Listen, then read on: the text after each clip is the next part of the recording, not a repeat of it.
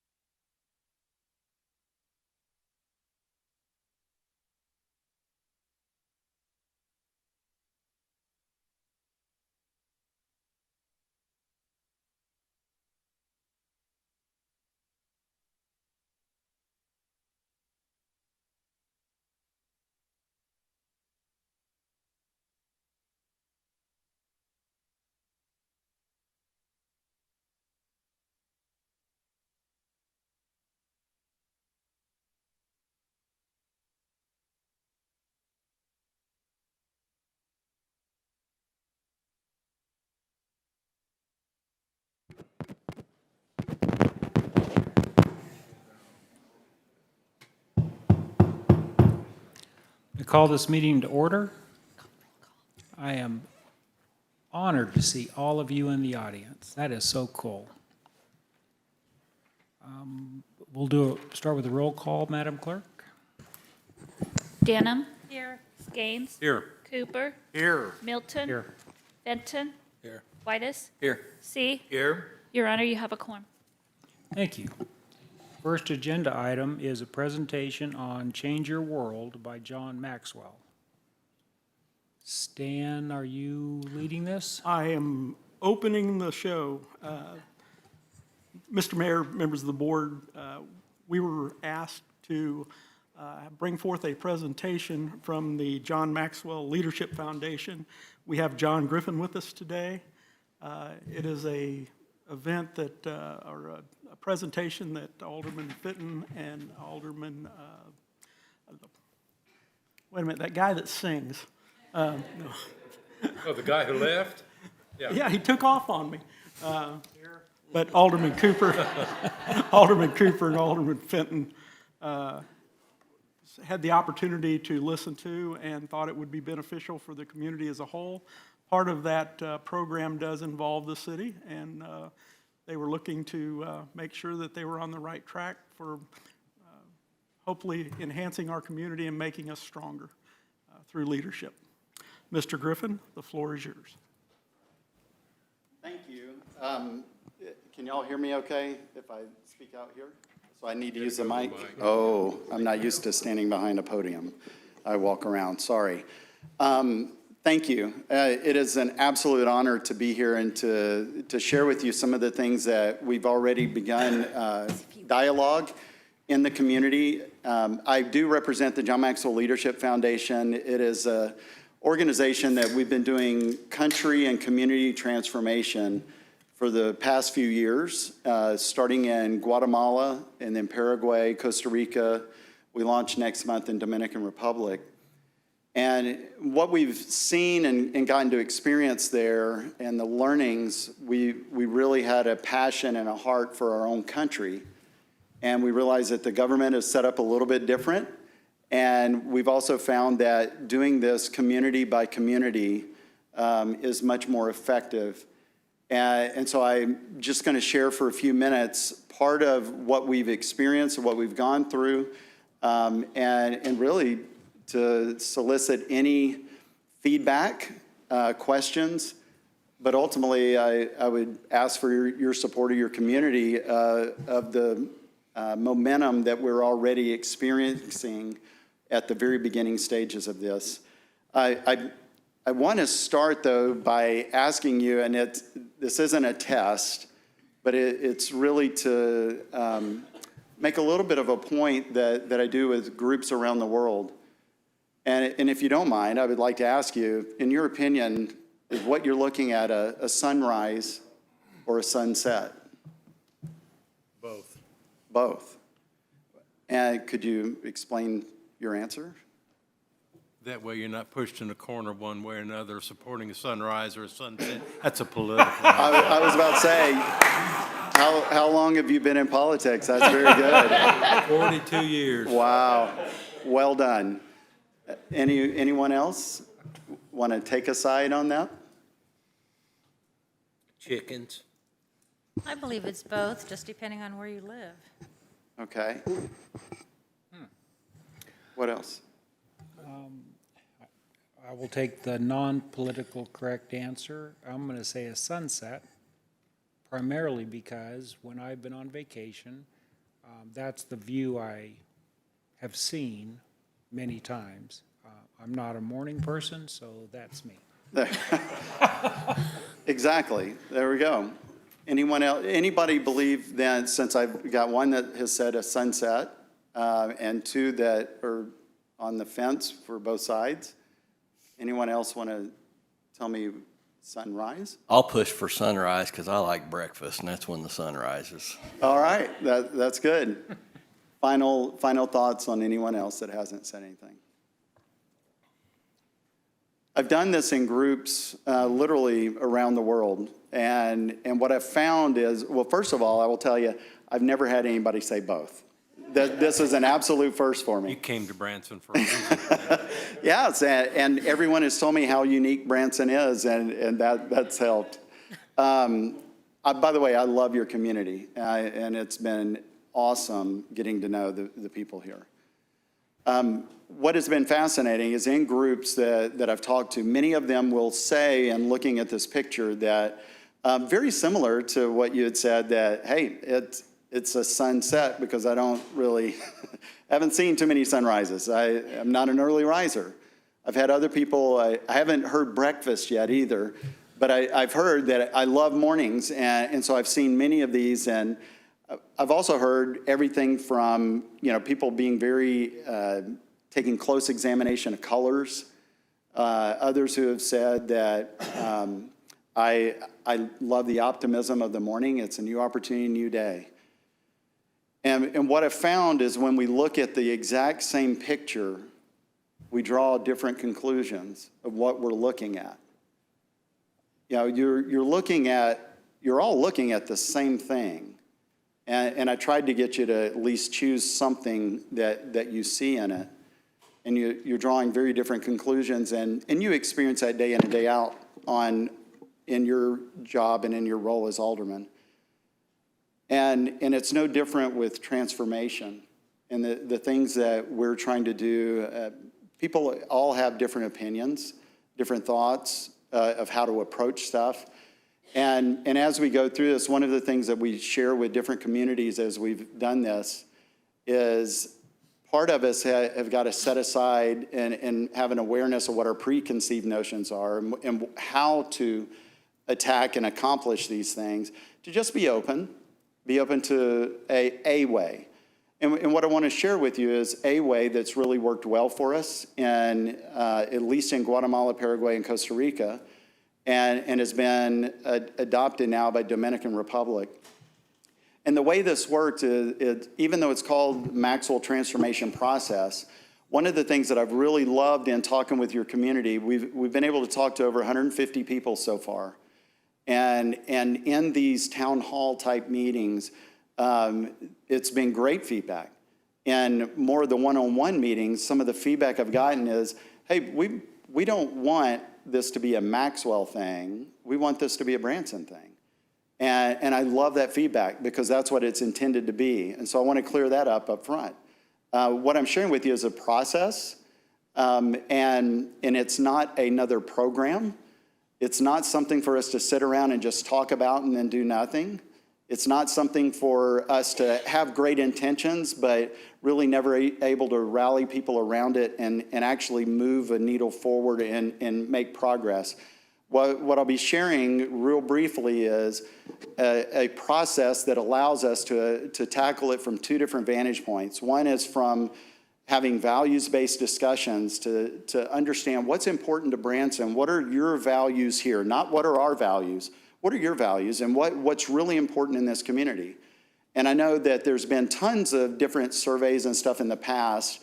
The most recent one is about 12 years old that I've been able to see. And so we would be doing a new survey of getting all constituents in the surrounding areas so that it just see where we're at. And then choose 6 to 8 values that we begin to have people sit around tables for 6 weeks, 1 hour a week, and talk about what does this mean to me? What does it really look like lived out in my life? And what can I do to improve that? And it's simple discussions, but helping people to really rally around a common language. That's one pillar of transformation. But what that does is it builds community to allow us to begin to work on the overarching challenges that you've already done the research. This is one of the communities, I have 5 communities already launched in the U.S. so far, and I'll share those in a second. But one of the things that you all have done in Branson, you have an abundance of research. Y'all have researched and researched, and then when you finish that, you did some more research. And so we've got plenty of stuff that we don't have to go do. We just pull your research and pull together what's called a transformation framework report. And out of that, we're not going to tell you anything that you don't already know. You will see that the same overarching issues of poverty and homelessness are the 2 prevailing ones that continue to come up in every discussion that I have. One of the things that we do different, though, is I'm not coming in here to tell you, we're here to help you tackle poverty, tackle homelessness. But what I am here to tell you is what I'm going to show you is a process that takes us to say, you know what, those can be very overwhelming and are challenging, because that's what causes us to sit around and talk for years and years and years on end about how can we tackle this without really doing anything to make progress on it. And what we do as a part of the process is we boil it down to very small, tangible steps to where we can tackle an issue that moves the needle on all the overarching challenges in the community, so that we begin to see progress. John Maxwell talks about small actions small actions lead to big momentum. And that's what we hope we could have your support in with the rest of your community as we go through this. So what I've asked, and I won't do this today because again, y'all have done a lot of the research, but in the various groups I've talked to, I've asked them the question, what is transformation in Branson? What does that really look like? And it's been great to hear the heartbeat of the people in your community. Yes, the same issues of homelessness and poverty, but there's all kinds of other challenges that came up in there, that all of those coming together to make the prophetic statement of the city on a hill that I continue to hear. Those all play into that. And so I've really enjoyed listening to the feedback there. You do have an email there. The process, though, is 4 steps, and I'll just run you through those, and I'll give you a little bit of detail, and then I welcome pushback, feedback, and any questions that you have. The first stage that we do go through is called a discovery phase, and this is a phase that typically takes anywhere from 3 to 5 months, but we've already determined in Branson with the research you've done, because it's the research phase, we're discovering what are the values that are important in the community. And so that's going to be about a 2-month process of surveys. But the other part of the research that would take out to 5 months has already been done. You've done it. We'll just take it and disseminate it into a concise report. The other part of that discovery phase is discovering the people in the community from 8 streams of influence that we pull together. This isn't a government initiative. This isn't a religious initiative. It isn't an education initiative. Business, sports, arts, entertainment. It's not any one area of the community's initiative. It is a collective initiative from all 8 streams of influence. And so that's, let's see if I can show you. I'm hitting the down. Could you go to the next slide for me? Because it's not moving. There we go. So these 8 streams of influence, you see government, business, arts, and sports on the left, religion, media, education, and healthcare on the right. Those all combined together, we try to form a cabinet. And when I say we, I've put myself in your community. I'm from Atlanta, Georgia, so I'm an outsider coming into this. But I include myself in just saying we. But the reality is your community will choose its cabinet for that. And it's 2 to 3 people from each of these streams of influence, so that it is a collective approach to solve the challenges that are in front of us. And this cabinet works hard, and it's all volunteer. But it is nothing that we as the Maxwell organization, that we come in and dictate anything. We're coming alongside to only coach and provide resources for this. It's probably a good point to let you know why we're doing this, because it's our passion. That's why we started in Guatemala.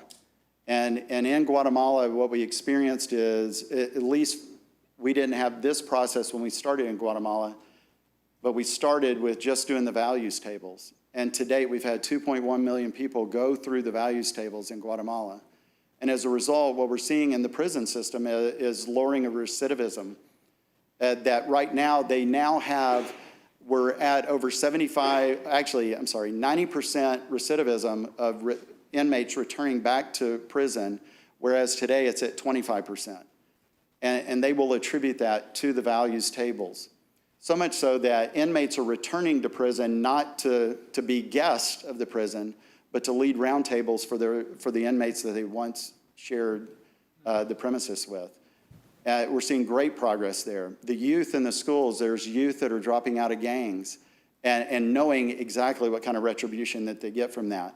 They're seeing youth and adults that are now valuing themselves as human beings and realizing that they're more than just human doings and being, stepping out into more productive citizens in their communities.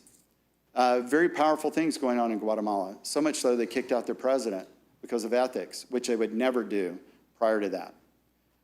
The people are beginning to love their country more than they ever have and be proud of it.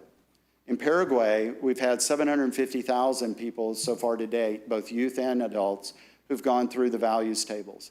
And we're seeing the exact same things happening there. I don't have the statistics on the prison system, but what we're seeing is across the board, youth are making wise choices and taking responsibility for their choices, and parents are taking responsibility for their parenting.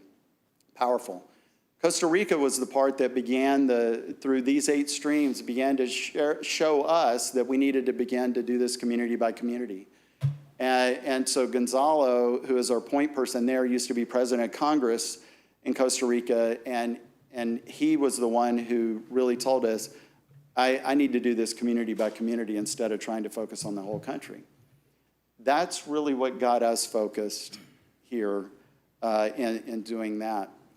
And so just want to share a little bit from a country standpoint, but now as we went and developed out the Maxwell transformation process, it's really based on what's called collective impact.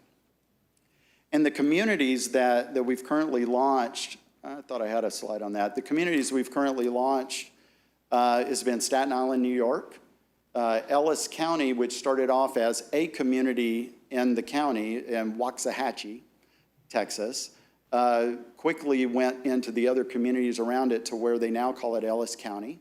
We have Longview, Texas, and the discovery phase right now at Tupelo, Mississippi, and Chihuahua, Mexico. And we're excited to have the potential of Branson join this slate as we round out our first 10 communities that we're launching right now. And to give you an idea of the way that this is tackled, when I talk about the overarching issues. In Longview, Texas, when we did the research, we discovered what their values were, and we've developed the tables for them to discuss those values. It's not us telling them what to think about those values. It's material that gets them thinking about what do those values mean to them and how it's lived out and how they can improve in living that out. It's all discussion-based for them, but it's action-based to where the very next week they got to report back on what have they done tangibly to improve. So it's not just sitting around talking. But that second pillar, when we talk about the overarching issue, the research in Longview, Texas, came back to show that there was high drug use among teens. High school dropouts were higher than most anywhere in the state. They had high domestic abuse. They had high poverty in a particular area of the town, in area code 75602. And as we began looking at the overarching issue there, any one of those could be very overwhelming to try to tackle. And it's really easy to talk about those and not make much progress on it because it's hard to come to a consensus on how to tackle that one issue. But what we did is we looked at and we saw a common thread there. So we looked for what's called a nexus opportunity. And a nexus opportunity has 3 attributes to it. It's easily understood, easily measurable, and it has a long reaching tail to affect multiple things that are going on in the community.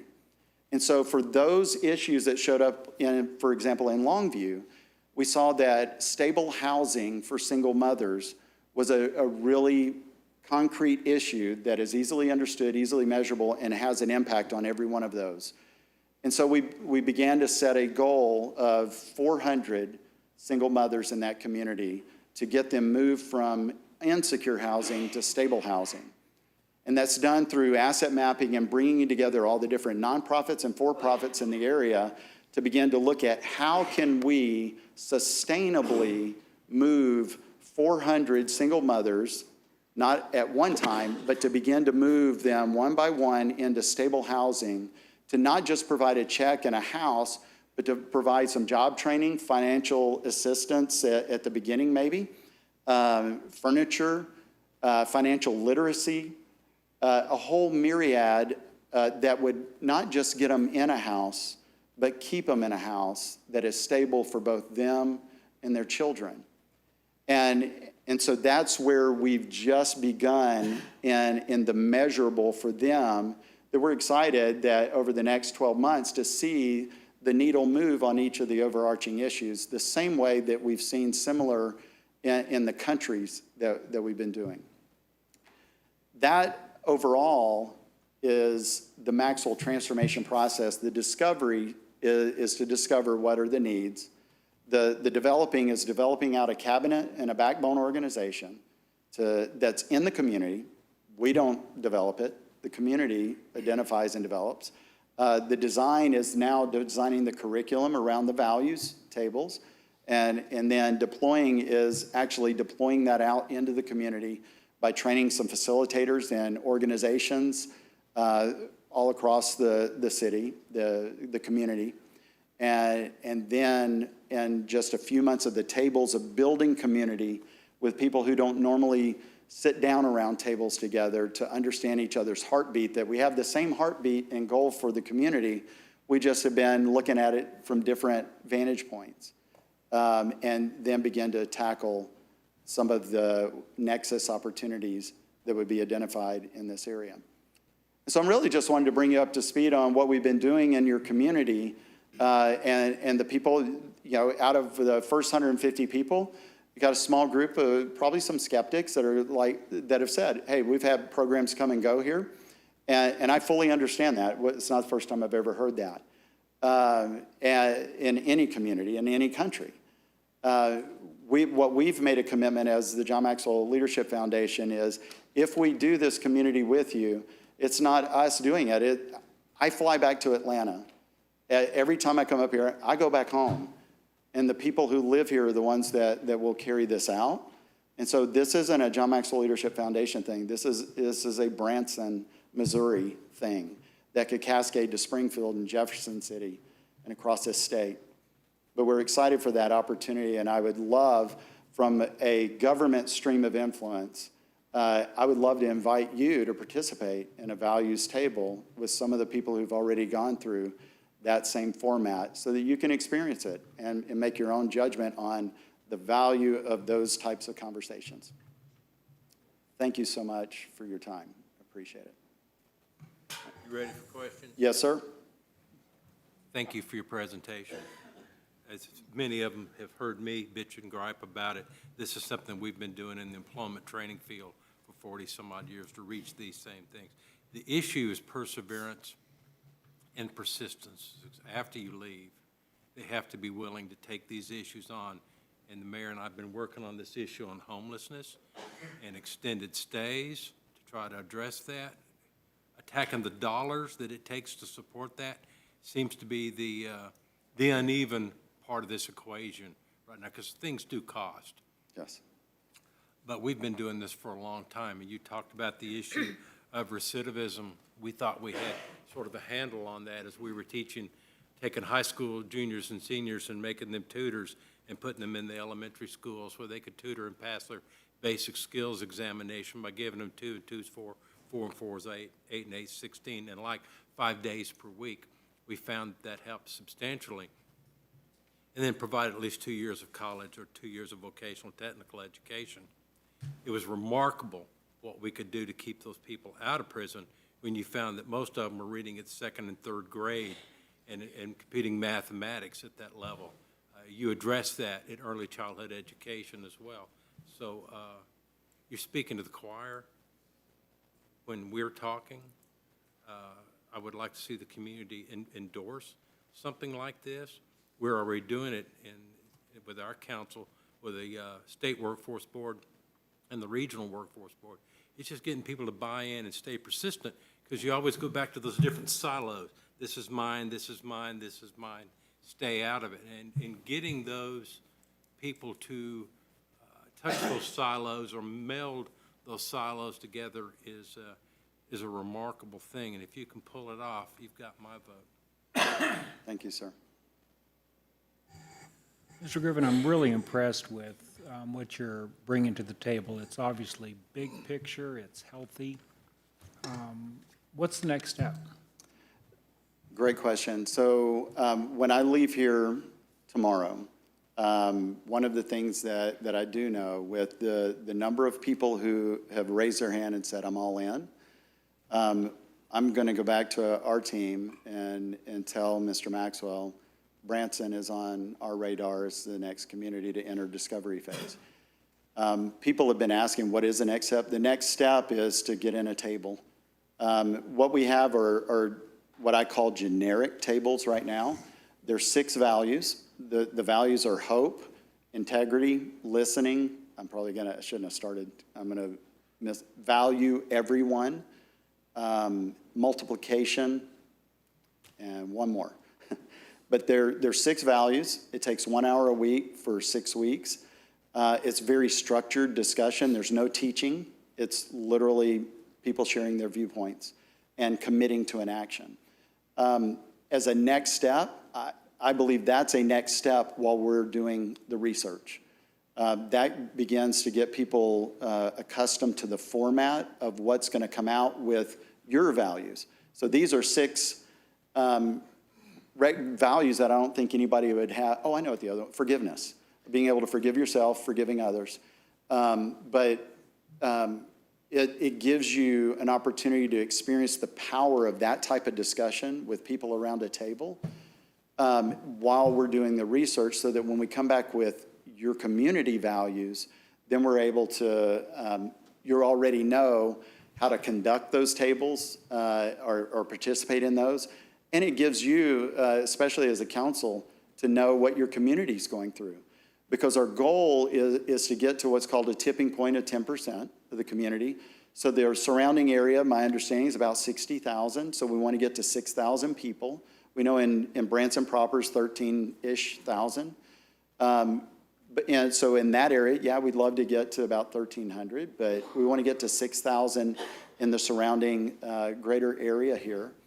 And to do that is to go ahead and get people going through these tables so that they could be future facilitators of those tables. I also have the privilege of overseeing all 41,000 of our coaches around the world in the John Maxwell team. And what I would be doing probably in late April is bringing as many as we need to go into organizations that sign up and say, you know what, we want our organizations trained, and we want facilitators here because we want to do these tables in our organization. We'll do that. I'm taking 200 down to Dominican Republic next month. We'll train 15,000 people in 1 week. Those 15,000 people will lead a table of 8, and we'll have 200,000 people in 6 weeks who have already gone through values tables. It creates a great momentum on the front side of this that allows us then to move into actionable steps with the common agenda and the nexus steps. So that's really the next step in this. I do want to give one disclaimer, and I'm surprised nobody didn't ask me that first, because I was asked this in the very first meeting I had in your community. People asked, well, how much is this going to cost? You know, what? We're nice people. Yeah, very nice, yeah. And the answer, lots of money in our budget. I know, I love it. And for us, we're not going to be, I mean, I'm a greedy entrepreneur, so I'll take anybody's check, but we're not here soliciting funds. We're here to offer help. And so it's, even the research that we typically do in every community is about $50,000, and we foot that. We do that ourselves. And so it's not gonna, from you paying our organization, nothing. We're doing this, we're here out of passion, and it's a calling of ours. For you ongoing, whatever the local backbone organization, all that, you'll fund it locally. All of that goes, you know, here local. We don't, so that from a cost standpoint, that'll be determined based on whatever the goals and the approach is. But we are committed to be here. From the time we deploy, I will be committed in this community for at least 3 years. How'd you choose Branson? You had 7 people in your community that read a book by John Maxwell called Change Your World. They signed up for a values table, and they went through it. And the reason why I'm here is because they hijacked me. What happened was I was working on 3 other communities that I was planning to go and begin doing these same meetings. They called me and told me what they did and that they're already enrolling other people in these tables and the momentum they're getting. And they said, we would love to see our community transformed. And that made me put those 3 on hold to come where somebody's already proving they want stuff done. Because John Maxwell's always said, and he's been asked many times, how do you motivate people? And John, and it's specifically like in the workplace, and John has always said, you don't motivate people, you hire motivated people. I want to go where motivated people are, and you've got motivated citizens in your community who are really tired of talking about this stuff, that they want to see the needle moved and action taken, and they're willing to pony up and take some action. And so as long as they're willing to do that, I'm all in. Well, you can count me in. I'm all in. Thank you, sir. Any other comments? Mr. Griffin, appreciate you very much. Thank you very much. Thank you. Yeah, thanks for coming. It's enlightening to hear somebody else say that, where it's coming that direction. Okay, next item on the agenda is to review the proposed amendments to Chapter 14 of the Branson Municipal Code relating to animals, and that would be Chief Jeff Matthews. It's great to be here, Mayor and members of the board, and see the support from the fellow workers of the city of Branson supporting the changes to the animal ordinance here. I was very impressed with that. Let me guess, there's a lot of cat owners in the audience. Chad, it's not working. Could you advance me one, please? Mayor and members of the board, let me take a little minute to go backwards, kind of talk about where we've been with the animal ordinance and how we got to today. I believe this is the 10th public forum that we've held to talk about the animal ordinance. This is a process. It shows September the 19th of 2019 when we brought it to the board for the first time in a study session. I can tell you that our team was working on it well in advance of that. This is something that predates 2018 and my arrival. It was an item that the board in 2017 took up to look at, and our team was asked to provide the Board of Aldermen a comprehensive rewrite of the animal ordinance, and I believe that that's what we brought to you. And these are all of the public sessions. And what we're going to talk about today, go ahead, Chad, are the recommendations that we have. I would be remiss if I said we're recommending changes to the ordinance.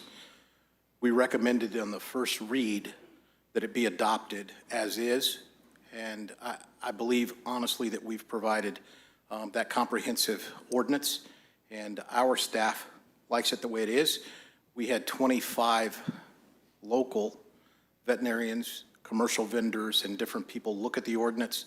They stood behind it. We've since had the Shepherd of the Hills Humane Society review it, stand behind it. We've had the town hall meetings. You received comments from 48, 50 different people, I believe it was, and probably countless electronic communications and phone calls about the ordinance. We've visited with the administrator, and we've gotten some of your feedback. So what we're going to talk about today is that feedback that we received and some of the things that maybe you need to look at in your discussions today based on what the administrator provided us. What we're going to propose in that discussion is that the commercial animal provisions remain intact, the exotic animal provisions remain intact, and the majority of the domestic animal provisions remain intact. And we're going to make some modifications, some recommendations to modify the domestic animal portion, but the majority of that, I believe you'll see, would remain intact. Now, the changes, let's start with animal license, top right-hand corner. I believe the feedback that we heard was the animal license for The canine is something that could be supported, but not for the cats. So in the draft that's in your packet, cats have been removed from that licensing provision. We've also extended that annual license to up to a 3-year based on the vaccination cycle for rabies that the vet provides. If it's a 3-year vaccination cycle, it's a 3-year license for the same $10. And that would be the recommendation for the dogs. Harboring cats right at the top in the middle. We heard some comments from not only the public, but also feedback from you through the administrator that the harboring cats, feeding for more than 3 days, bad thing in the proposed ordinance. That has been completely stricken in the packet that's in your packet today. And in an insert in that, we've talked about a philosophical position that we as a city believe we need to take, that feral cat colony, we'll call it a cat community, that if somebody is feeding that, we recommend that that person work closely with the Humane Society, a veterinarian, to conduct a trap, spay, neuter, and release program so that we're not creating a bigger problem. Right now, we have no public funding source for that, so that would be a philosophical recommendation that we as a city would take in place of the harboring cats as it was originally written. And then in the definitions, you see that cat colony, and that's part of the definition change in there. Transporting of animals, we heard some feedback that the transporting of animals provision that says that animal needs to be in an enclosed car or truck. And what we're really trying to address are the dogs in the beds of the truck or on the flatbed, truck that you see. And there was a provision in there that you could not transport an animal in an open convertible, and we heard some feedback on that. So that portion has been taken out. We've already talked about the managing cat populations.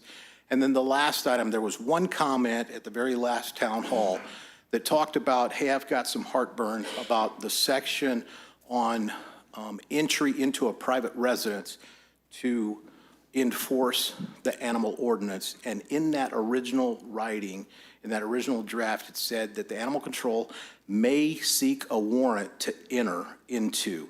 Now, there's a lot of ways that we as police or animal control can get into a residence without a warrant.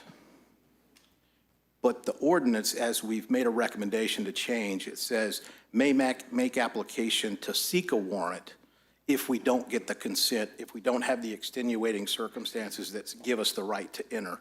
If all that fails, we may make application to a judge for a warrant to get into that residence.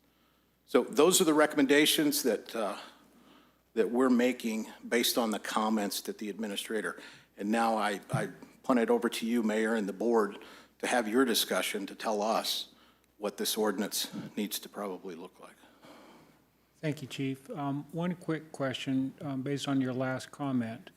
Is it, so the language stays, you may seek a warrant, not must seek a warrant? Yes, sir. And if my 37 years as a police officer teaches me something is I don't want to always have to seek a warrant. Because the courts have told us there's other ways you can do that. And one is, Mr. Mayor, would you give me consent to come in? And No. if you allow me, I don't need a warrant. But if you take that away and say must seek a warrant, the first option is always to go to the judge to seek that warrant. But the courts don't require that. Okay, but if the homeowner says, no, I don't want to allow you in the property. That's where we fall back, that we may seek a warrant, and that requires us to present our probable cause to the judge, and then the judge determines the probable cause whether or not to issue the warrant. I don't know if that's clearer, where, I guess I'm questioning, when it says you may seek a warrant, what other, I mean, can you enter without a warrant if the homeowner says no? And you don't have other probable cause? At that point, if there's no extenuating circumstances, the only option would be to seek a warrant. So there's steps before must seek a warrant. But if we write it in must seek a warrant, that's always our first step. And I would recommend against that. I want to listen to the board. Before I do, I want to thank you for the countless hours you have put into this. I want to thank you for having the public hearings that we've held. You've obviously been listening to many with suggested changes that you're proposing today. And let's hear from the leaders of our community. Just real quick while we're on the right of entry, the language before, I think it said may, or was it a different? No, it said may seek a warrant, and Okay. now it's written in such a way that it may make application for a warrant. Okay, that works. Because it is an application process, because it does go before the judge. The official has to present their probable cause, if you will. The judge looks at it, reviews it, determines up or down. If there's probable cause, if there is, then the warrant may be issued.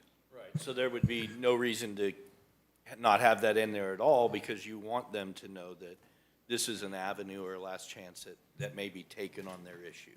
Right, and the courts have upheld that. Gotcha, thank you. Chief, when you said it eliminates convertibles, and you mentioned the flatbeds and the truck beds and stuff, so that's still in there? Yes, sir. If you're driving your VW Bug and you've got the top down, your dog can sit in the front seat, but in the flatbed truck, your dog can't ride back there. It's the only thing that we've taken out is just the convertible. So the rest of it, it's all, I mean, the caged and being leashed and all that's still For the transporting, yes, sir. there? Yes, sir. And when I say it's still there, Alderman Cooper, whatever you guys come up with is what we're going to put in the ordinance to bring back to you on the second read. What is the reason that grandma would have to leash or cage her chihuahua as opposed to just letting it ride in the front seat? Where's my expert? I think it says that you cannot have that animal in a vehicle that is not an enclosed vehicle. No, I mean, in a regular, a car with a top on it and stuff. I mean, what, So I don't think the provision says it has to be in a cage or something. so that, okay, that's only in Yeah. the convertible. So Alderman Cooper. No. What it's saying is, the provision that says it has to be an enclosed vehicle, you can't have it in the truck bed and all that stuff, that whole section remains.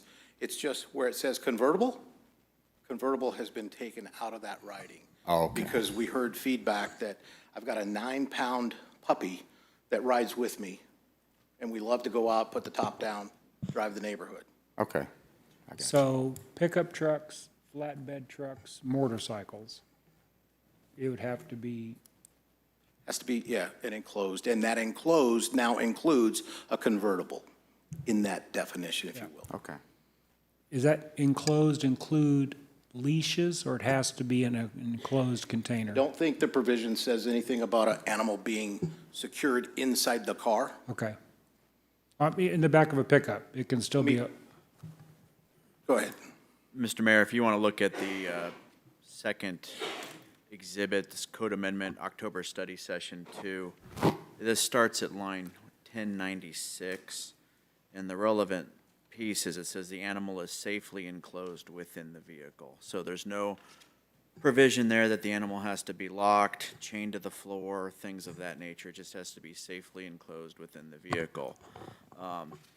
And then the other provision is if an animal is transported in an unenclosed vehicle, pickup, truck, bed, flatbed, motorcycle, that's where the animal, and I quote, shall be confined in a manner that prevents the animal from falling or jumping from the vehicle. So those restraints only apply if the animal is being transported in an unenclosed vehicle, which doesn't include a convertible. Otherwise, the animal just needs to be safely in the enclosed vehicle. Right. so leashes, being leashed would accommodate that. In a unenclosed vehicle, yes. It's basically, we refer to it as tethering, but yes. Tether, yeah, okay, thank you. Come on, Alderman, speak up. Chief, the tipping point for the warrant, and obviously you all have had to have these discussions. What would be the tipping point? Let's just take the issue of animals, such as dogs. There's 4 or 5 in there. What would be the tipping point for that? Malnourished, et cetera, et cetera? I'm just trying to draw some of this discussion out. Right, and in the ordinance, the original draft that was passed in the first read talks about 6 animals in a house, 4 or 3 animals in a lodging. If we had a report that there were multiple animals in there being mistreated, being, not being taken care of, nurtured and all that, and the homeowner would not consent to entry, that would be one where we would seek a warrant on the public safety issues or the safety of the animals inside. We would want to get in there and make sure that they were safe. We would seek that warrant in that case, if that's what you're talking about. Would you also extend that to visual mistreatment of that animal that is brought in to the house by a neighbor? If a neighbor saw 2 or 3 dogs, not 6 or 7 of them, being mistreated, beaten, kicked, shot, or whatever, then moved into the house, that also is assimilated under. Let me make sure I understand what you're saying. And that neighbor came to us and said, Jeff, this is what we see. Right. Our investigation at that point would start there. We would be a long way between that comment and talking to a judge. There's a lot of work to be done in between there. But yes, we could possibly get there under those circumstances. Thank you. Chief, I was also asked the question, when it refers to a dog being on a leash when it's outside, would a electronic collar qualify as a leash? Let me look at my experts back here. Come on up here. Well, the specific example it was a hunting dog trained for hunting, operates extremely well with electronic collar that either has a tone, and if the animal doesn't respond to the tone, then you provided incentive. If it was out in public, no, it would Yes. have to be a leash. If it was on their own property and they had a type of electronic fence, then they would be allowed to have, the dog would be allowed to roam on their own property. Would there be a reason why we wouldn't allow an electronic leash to qualify as a leashed dog? That's your decision. Let me step in here right quick. Mayor, one of the questions that was asked of me was, Jeff, what about Disky? You know who Disky is? The little dog? There's a guy in town that has Disky, throws the frisbees and he does the flips and all that. Very well-disciplined dog. I've never seen Disky in public on leash because of the training that he puts into Disky. I think that's the name, Disky. In a situation like that, I was asked, Jeff, how come that dog has to be on a leash? It's written in such a way that those exclusions, how do we know the training of that dog and all that? It's just easier to say across the board, leash it, right? And that's the reason why the ordinance is there. Electronic leashes, both of our canines have electronic leashes on them all the time. It's a viable tool.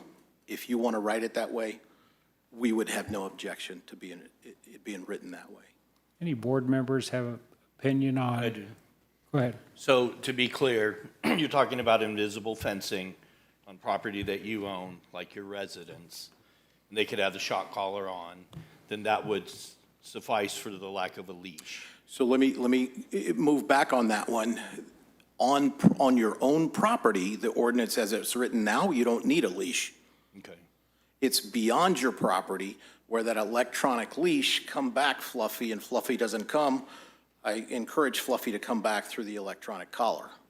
Right, but normally the fence works on its own. The dog crosses it and it shocks them. Right. So are you talking about something like a remote, if Yeah. they're in public and you Yeah. zap them then? I've never seen that, but I'm sure it's available. Oh, yeah. Yeah, I would think that, like you said, training and, oh, it's a great dog and all that, that's sort of, you got to back that up. I would hate to put that burden on one of the animal control officers or an officer in the field, I agree. right? I have a question regarding chickens and bees. why the limit to 8 chickens? I know that there are a lot of people that have more than 8 chickens, sell the eggs to provide for their family, eat them to provide for their own Sure. food. Isn't there already laws in place? If there's a nuisance, then that could be followed up. Why are we limiting the amount of chickens a person can have? Sure, great question. We could approach it from that angle.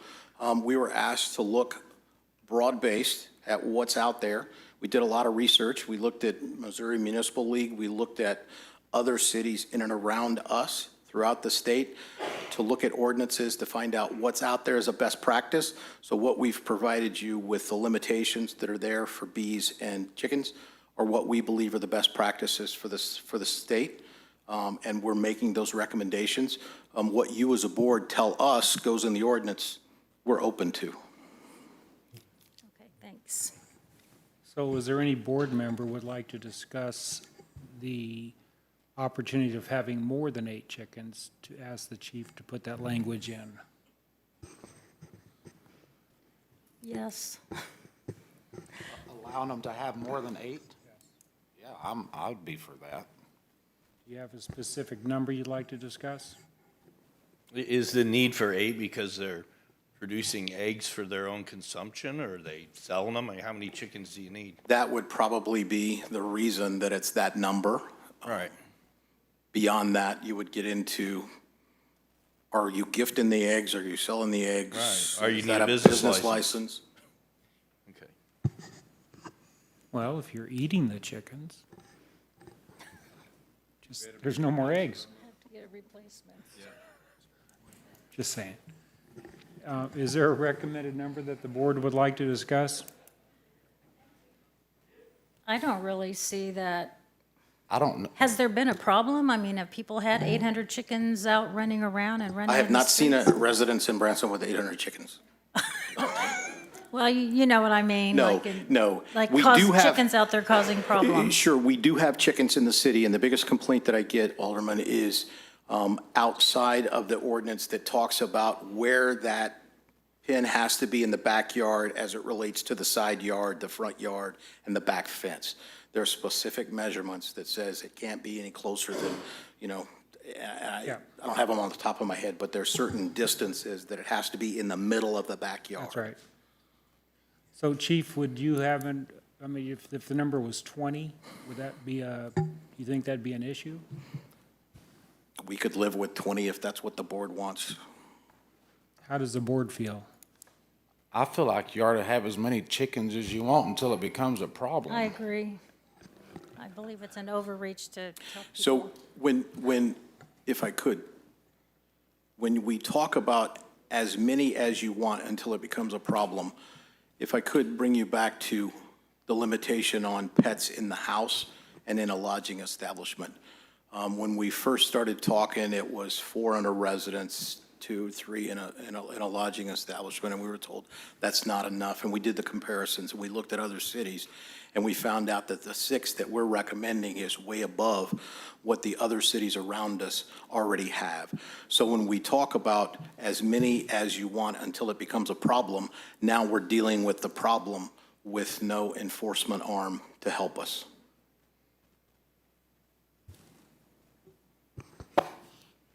Alderman Cooper, do you think it'd be a burden if it was limited up to 50?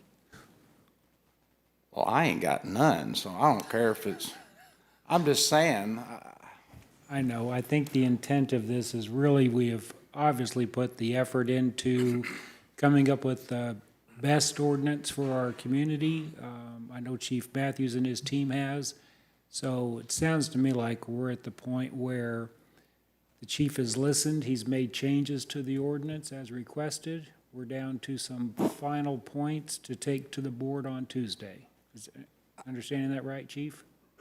That would be my recommendation, that on Tuesday, if between now and Tuesday, as you digest what we've recommended, if you agree with that, Tuesday, we would hope that maybe there would be an amendment offered. Oh, come to on, let's include have some these. more meetings. So, Chief, go ahead. sorry.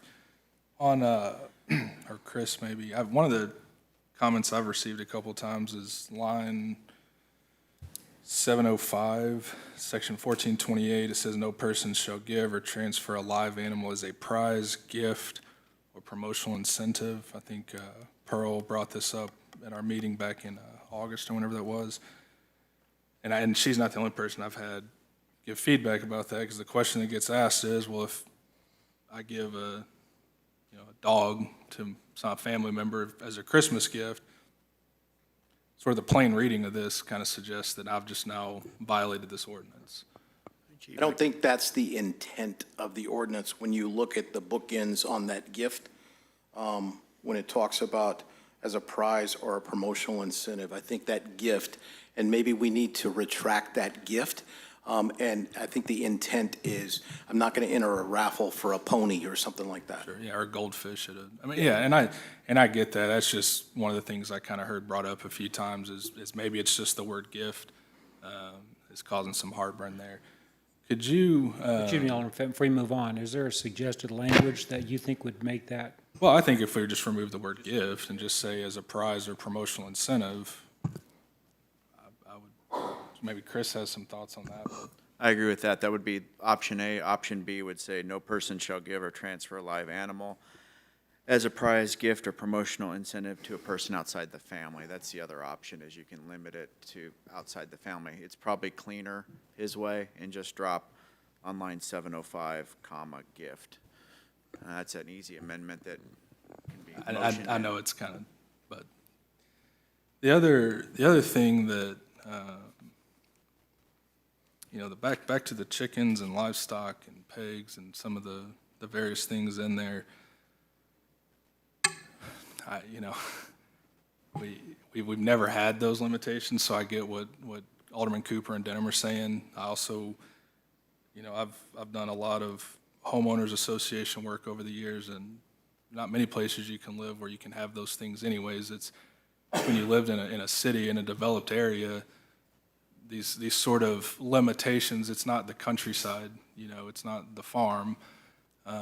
So I get kind of both sides, and I don't know if 8 chickens versus 20 chickens or 50, I don't know. I know I personally don't want to live next to 50 chickens, because I know what kind of noise they make, and so. Alderman, with all due respect, you're looking at me, I'm going to tap out on that one and let you guys talk about it up there. Sure.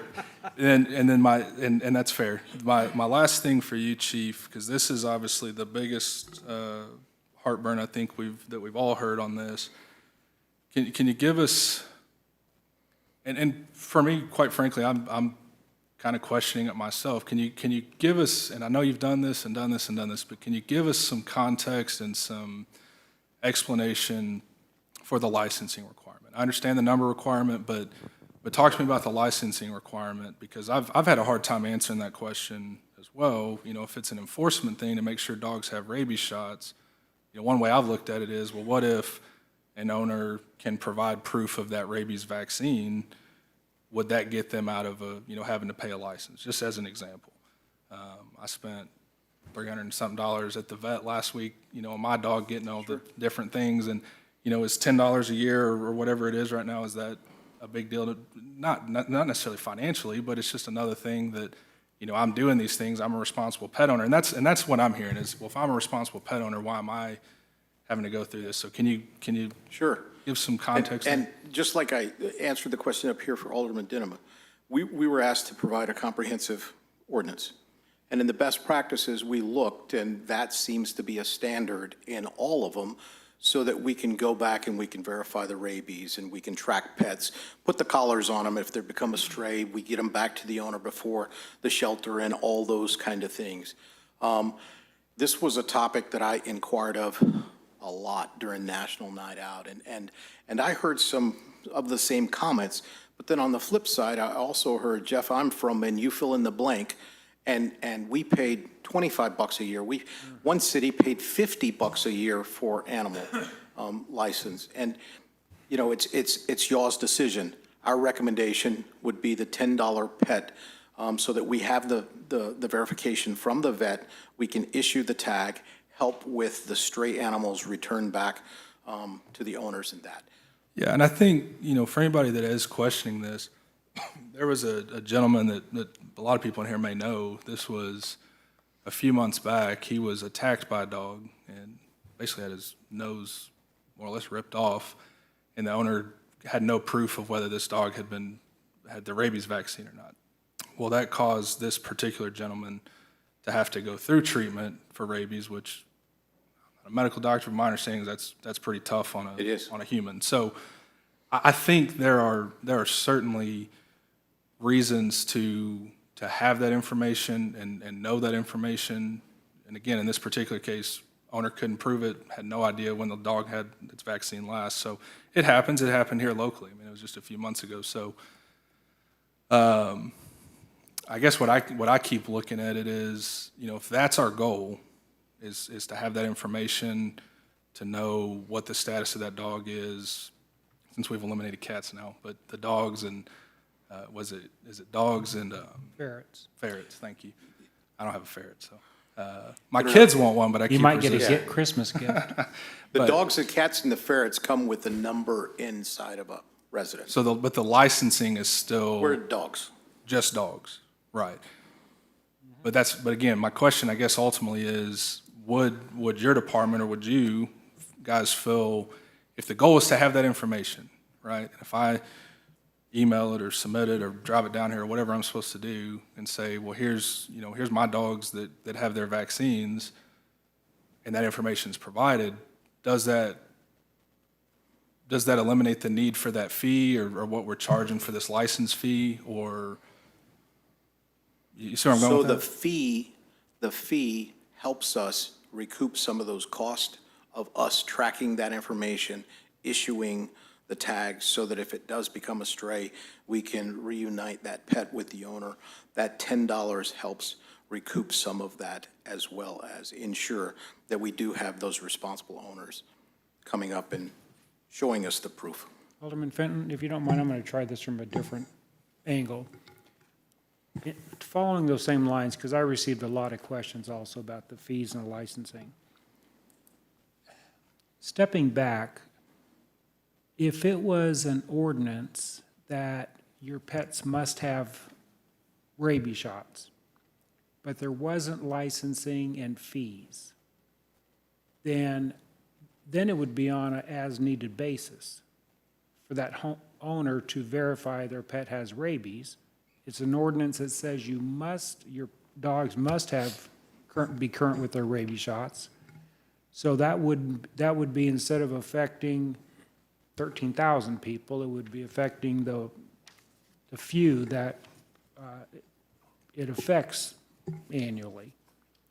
And on the fees, we all know, and I believe it's the Hancock Amendment that says the city cannot make money off these fees, right? So the city, by having fees, we're acknowledging as a city, we're going to receive less money in than it's going to cost the city to maintain this program.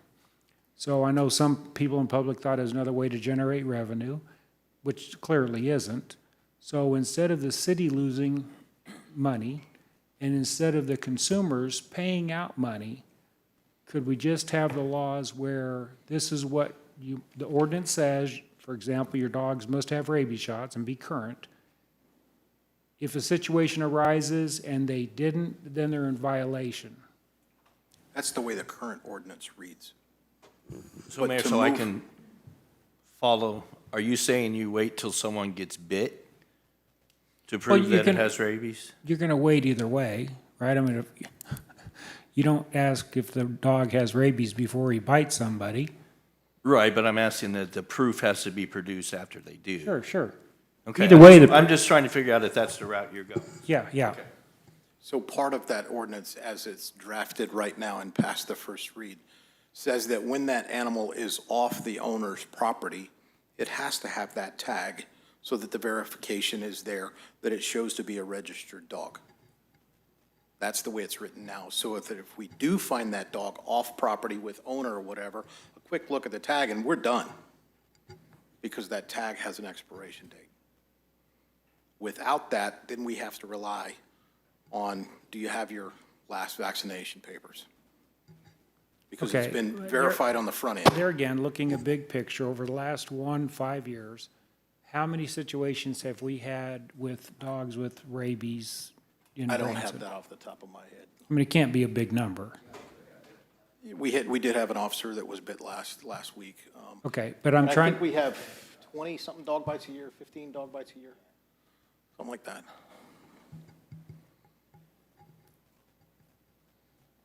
any board members have opinions on that?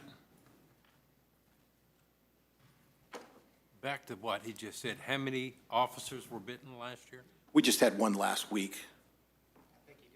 15 in general, a year. Dog bites that we investigate as a department. Right. Right, 15 to 20.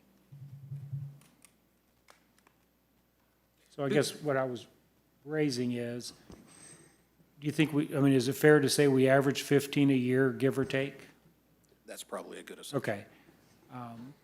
So I guess what I'm suggesting is handle those 15 on a case-by-case basis. When there's a bite, ordinance says they must have the rabies, and I guess what you said was that's already on the books. Yes, sir.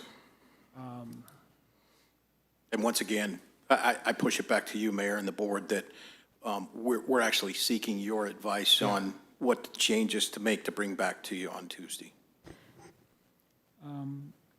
Board input on that? I'd just like to ask, of those 15 and 20 bites, how many actually had rabies?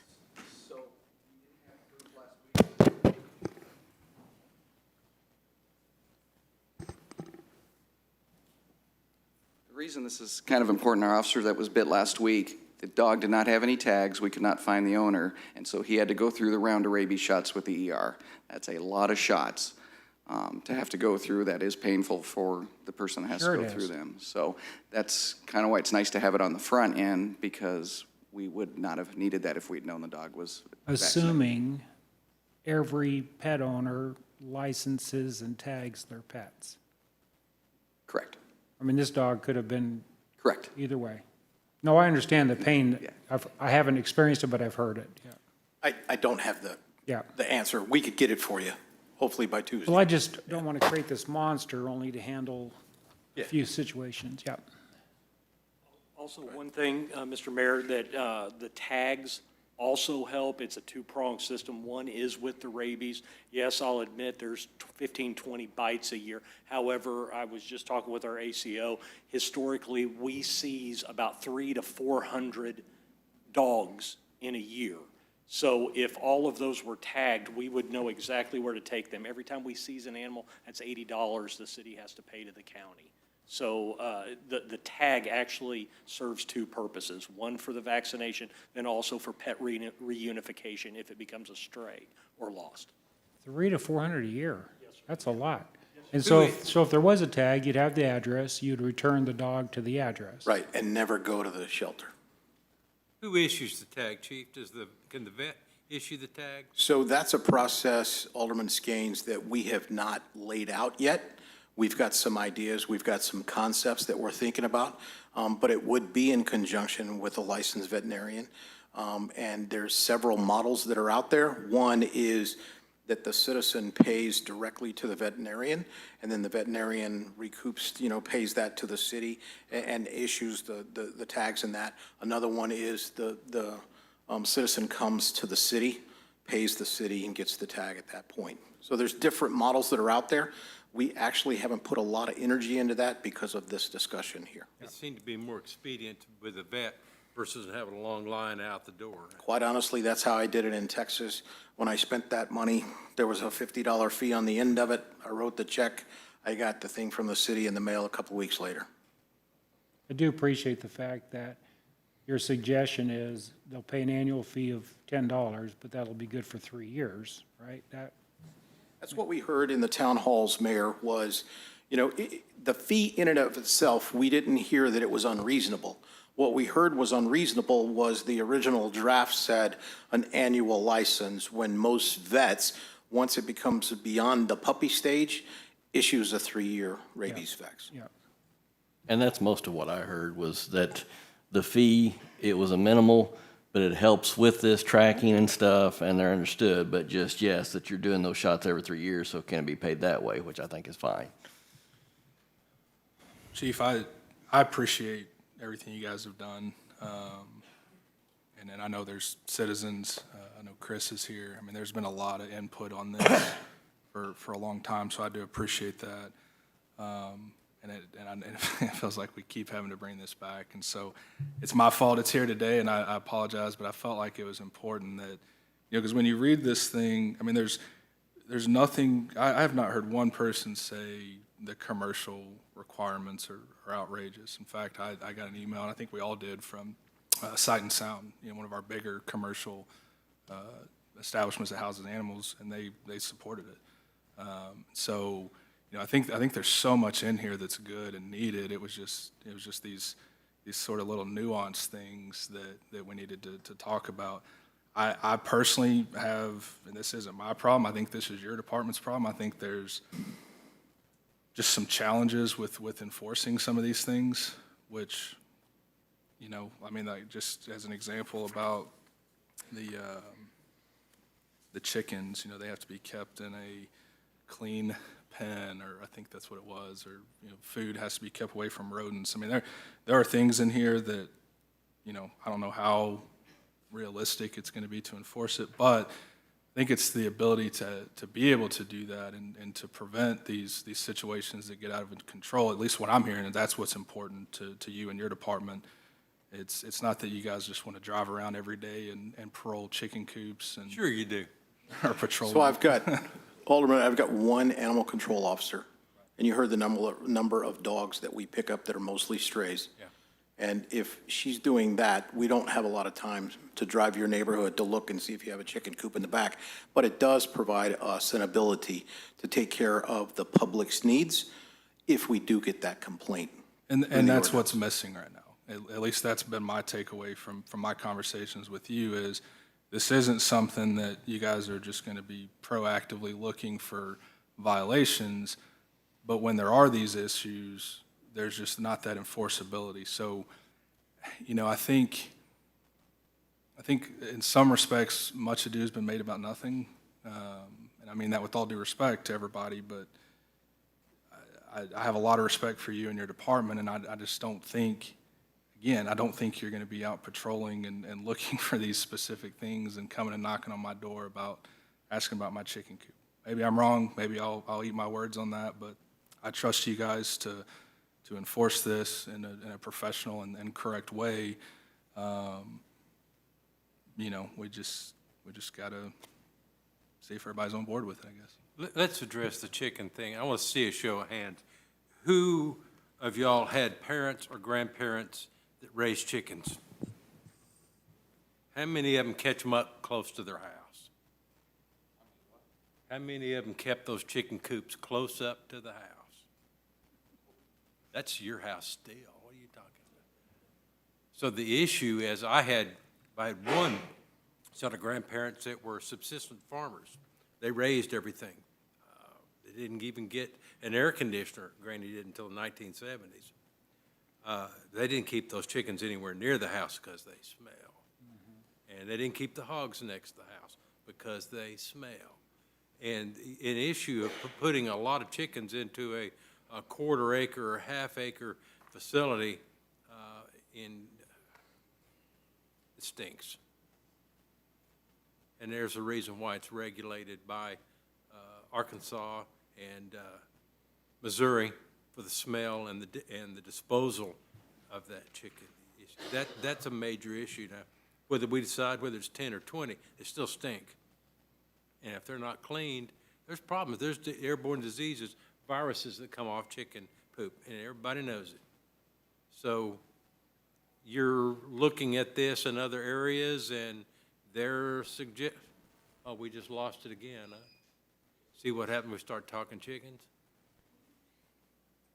What was the recommendations from other areas, Chief? Let's say Ozark, Nixa, Springfield. I just can't imagine.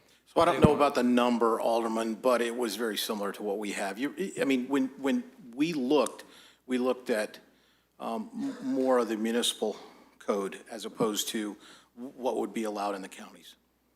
So would it be maybe a reasonable compromise to put a limit, cannot exceed X, and however, have a vehicle available for a variance. Situation's appropriate, plenty of spacing, they can come for a variance for that. I think that would be reasonable if the board came up with that variance. X number of chickens if you have an acre lot or 2 acres lot in the city. I think that would be reasonable. Well, it's where they're laying hens and they put them in their laying Yeah, yeah. containers and they're not running. all over And the right now, place. Mayor, the ordinance is written for all of the city, and we all know the different varieties of lot sizes that we have. That's something that we didn't try to Yeah. force into the ordinance. So to move this along, I'm just going to make a suggestion and see if Alderman Cooper bites off on it. I like it already. The variance. I don't know, would be a fair number. Any suggestions from the audience? 15, 20? No? What if you did it per acre? So just Well, say- do 10 per half acre. Yeah, like for every acre or half acre you have, you can have X number, and that kind of keeps your density consistent based on the size of the lot. That way you don't have to. Attorney Lebec? Yeah, can I make a different suggestion, kind of a little bit from left field? The 8 chicken requirement that Alderwoman Denham raised is limited to just literally 2 lines of this, of that chicken prong of this ordinance. The goal behind that, I think, was for spacing, for density, for, there's other provisions within that.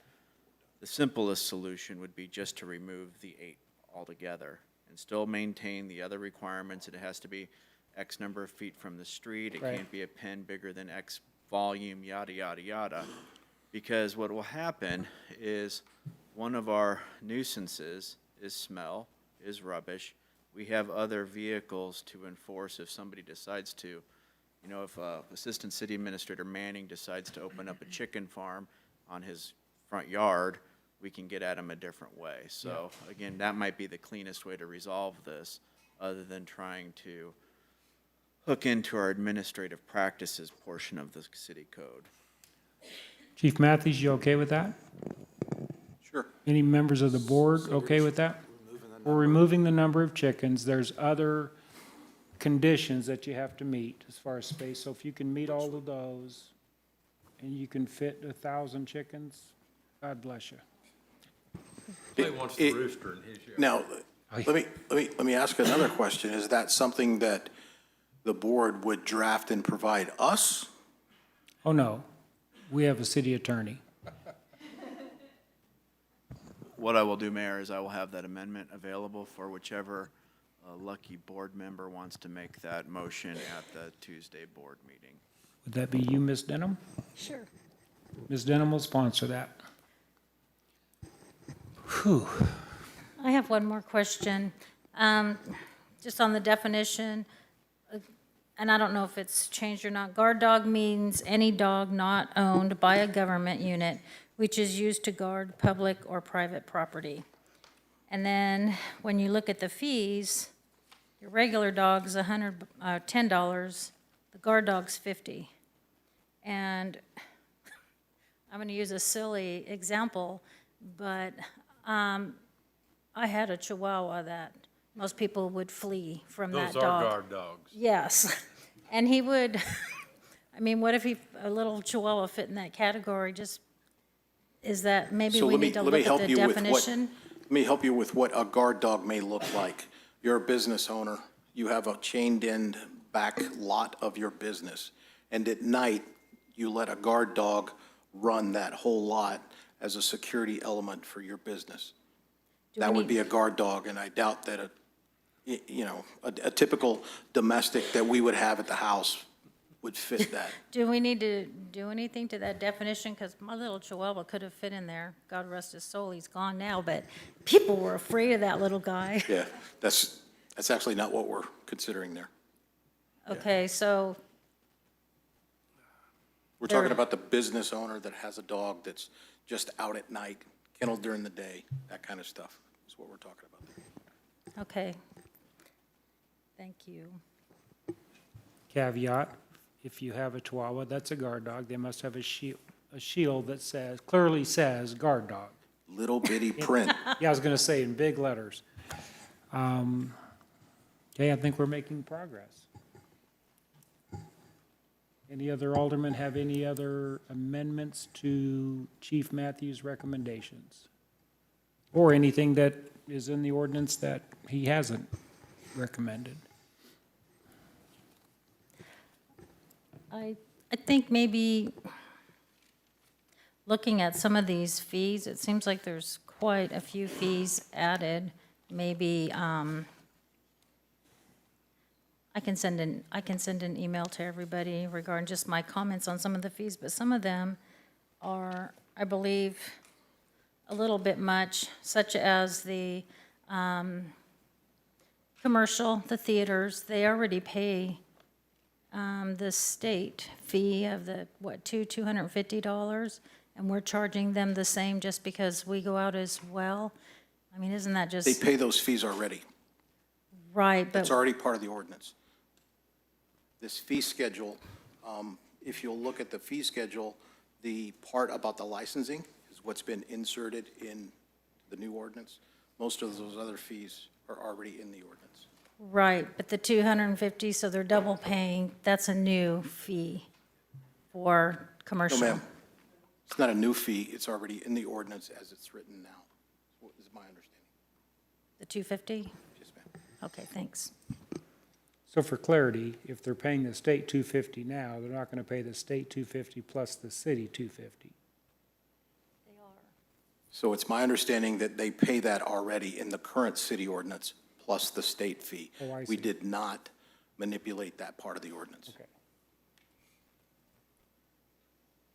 What about the scaring of the birds? I've got no recommendation. ask that. I've got Is that no still there? Yeah, I've got no recommendation to remove that. And the reason, the birds that are listed in that section of the proposed ordinance are the ones who eat insects. I don't know, it just sounds silly to me. Is there any board member who'd like to see that removed from this proposed ordinance? Yeah. Is there any other board members that want to see that removed from the ordinance? Yes. Yeah. I can't remember what number, I don't know the number. We'll have it available on Tuesday if that's the case. Okay. Whoever Chief. sponsors that section. That doesn't apply to the Canadian geese that the morons down on Taneycomo are taking pot shots at, is it? I use the word carefully. What do you mean? There's people down there shooting at them across with. My understanding is- With a line of sight on. My understanding is that's legal. I live on Taneycomo and it scares the crap out of me, Yeah. but people actually shoot ducks on, Towards your geese house, too, you know? Yeah. on Taneycomo, and that's legal. I'll take your word for it on that one. No, I'm asking, you're the Oh, officer. no. If I call the police because somebody's on Taneycomo shooting a shotgun at a goose towards my house, We would stabilize and let the conservation folks take care of it, right? or rural world is, they're in a boat and they're gone before. That's legal? I,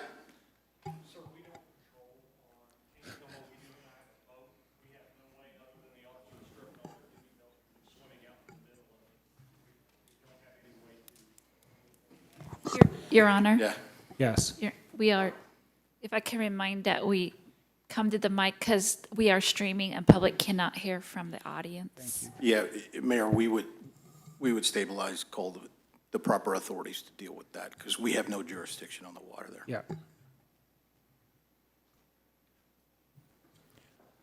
So is the consensus of the group to remove the disturbing of birds? Yes. Well, I think Chief Matthews said you would have that as an option for us on Tuesday. Yes, sir. It's actually Tuesday, the 9th. Oh, Tuesday, the 9th. Huh. Unless the board is in agreement, let's just remove it now, if that's what I'm hearing. Okay, that's not what I'm hearing, so we'll make it as an Yes. option. No, yes, Yes. yes. Anybody on this side? Is it just the word frightened? Is that what you're talking about? Mm-hmm. So it's on line 1180 anybody's following along here. It should be unlawful for any person to frighten, shoot at, wound, kill. That's what you're talking about. Oh, so you just want to remove the word frighten? That's what I'm hearing. Alderman, are you suggesting we just remove the word frighten? What number is it? 1180? It's line 1180. Line 1180. Section 14, 133. Here we go. Okay, which line? 1480, is that right? 1180.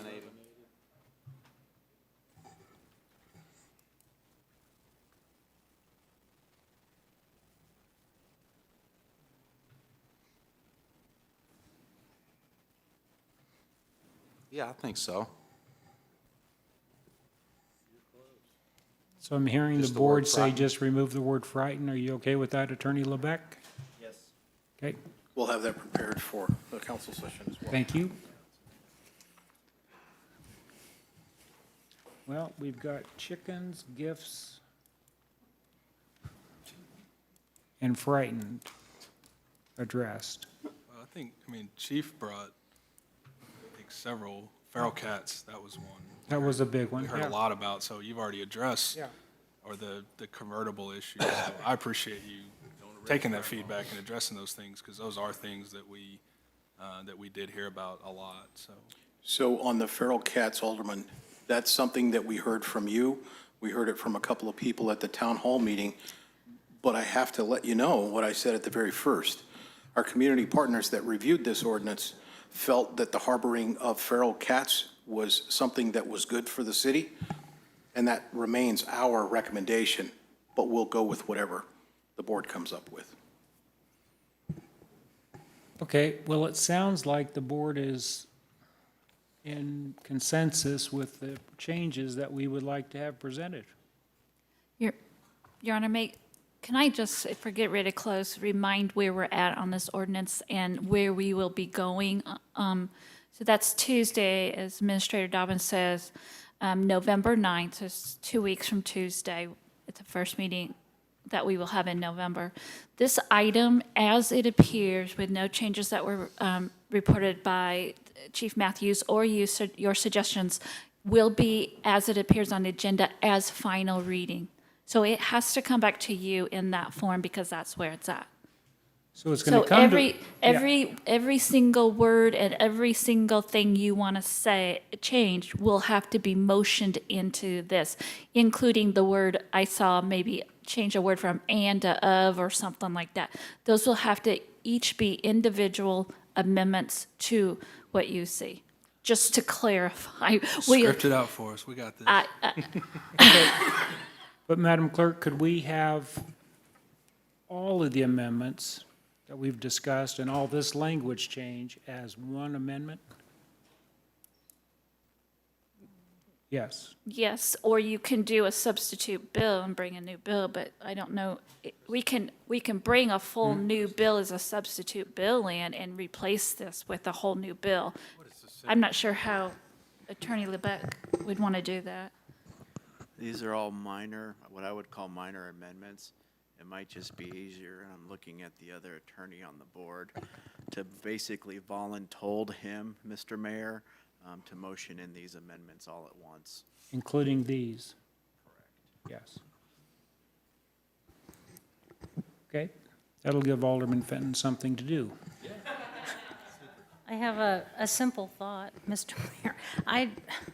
Why are we not just, aside from the basics, like the definitions that have been added, updated, anything that needed to be updated according to any state laws that have been updated since the original ordinance was written, why are we not just, it almost seems like it would be easier to just amend with the few of the basics that are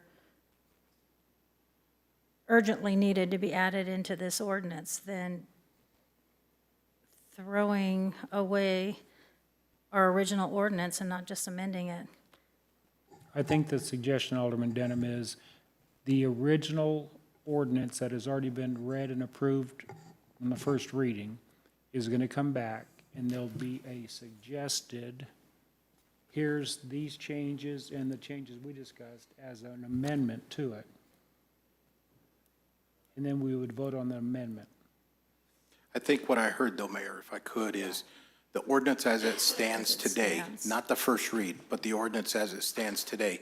Why don't we just amend this with the few changes we've talked about today? And my response to that is that ordinance as it reads today is outdated. It does not align with best practices. It's inadequate to serve our needs as a community, and that's the reason why we brought to you a repeal and replace ordinance so that we could start anew with a best practices ordinance. Attorney LeBeck, you agree with that? Yes. Okay. So, I say, thank you very much, Chief. Yep. So, is there anything else we're going to discuss today? Just kidding. Moving on to the next agenda item, discussion of the proposed 2022, where are you going, Cooper? Can you say that a little louder? Discussion of the proposed 2022 through 2024 employee compensation plan for all staff. The presentation is from Jan Fisher. Mayor, members of the board, let me get ready here. There is a lot of information in this presentation. My thoughts were to start out from an overview perspective and kind of hit the high points. And then if you want to drill down into specific areas and things like that, I'm open for any kind of conversation you want to have. That being said, Chad, if you go to the next screen, please. One of the things I wanted to touch on was kind of an overview. Who does this affect? Effectively, what I've listed out here is all employees. The one one group of employees it does not affect is our seasonal and our temporary employees. Those, we're going to kind of look at those as a one-off kind of situation, simply because we've had so many factors influencing our compensation structures of what you've seen presented. Like right now, Cindy and Keith are having a heck of a time finding seasonal and temporary employees. They're hard to find. You can't hardly find them at all. Cindy had a full-time staff sitting out on the tower type things, watching the pool this summer, you know, acting as lifeguards and things like that. So that's going to be a challenge all in itself that we're going to have to address kind of on a one-off compared to what we're looking at here. But the topic, the primary topic is going to be the public safety employees, essentially all other unclassified or classified employees, and then department heads and administration. The public safety employees, the genesis of that was based on whenever we were meeting with the IAFF in, was that 2018, I think? It's been a while. But Administrator Dobbins had made the promise that we're going to look at compressing the pay scale. The way the pay scale was at the time, it was actually a 21-step pay scale. You start out at the entry level, and it would virtually take you 21 years to get to the top. The primary pushback on that is our public safety folks, they run their bodies through the ringer. You know, they get shot at and have to run down hillsides, and I would say they have an inordinate number of surgeries on knees and things like that, just based on the overall factor of their jobs. And so that's the kind of thing we want to be able to compress that pay scale to the point that they can top out as soon as possible, and that way be eligible for their best retirement benefits as soon as they possibly can get. So that being said, one of the other factors, like I said, is going to be on classified employees. That is the rank and file of everybody here. We've got a lot of folks in here tonight or today, and it's, you know, we've got a lot of pressures going on right now. We've got inflation is heating up fairly significantly. We've got you know, hiring pressures. We've got the backfill that's becoming very difficult to find. you know, whenever you've got a federal government that's paying people to stay at home a lot, that makes it a big challenge to be able to offset that. You know, at a certain point in time, at the start of the COVID situation, we had, with the unemployment benefits, essentially people were making $23, $24 an hour to stay at home. It's hard, it's difficult to compete with that kind of thing. So effectively, we want to be able to come in and modify the compensation plan, do it in such a way that's fair and equitable to our employees. And then the last part that I had on there, department heads and administration. We've got a number of department heads that, you know, we're all grouped in one classification, if you will. If you look at other municipalities, you're going to see, generally speaking, when it comes to compensation, your police chief and your city's attorney will top out at the pay range.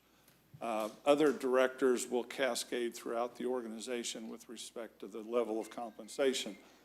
I worked through that with City Administrator Dobbins and laid that out, and he's in agreement with the way that we've laid that out. The other part of that is we're just looking at the overall pay scale and taking the top end out of it, simply because we've got a number of employees who currently have topped out in their pay scales. A lot of good employees. There's one utility worker in Public Works topped out, and what's his incentive to keep doing a good job when he's topped out? These are the guys that I want to be able to address and say, we need to fix this, we need to change it.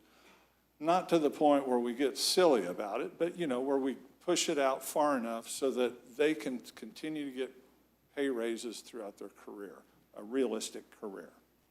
Because our current scale was initially based, like I said before, on a 21-step basis with increments of 2.05%. Well, that 2.05%, I'm not sure exactly where that number came from, but more realistically, what I've done in this process is kind of blown that out to be a 23-step scale over at 3% increases over the years.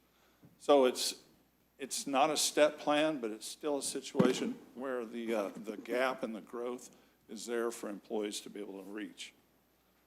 Now, like I said before, one of the big issues, the big challenges is going to be our increasing minimum wage. By 2023, our minimum wage is going to be $12 an hour.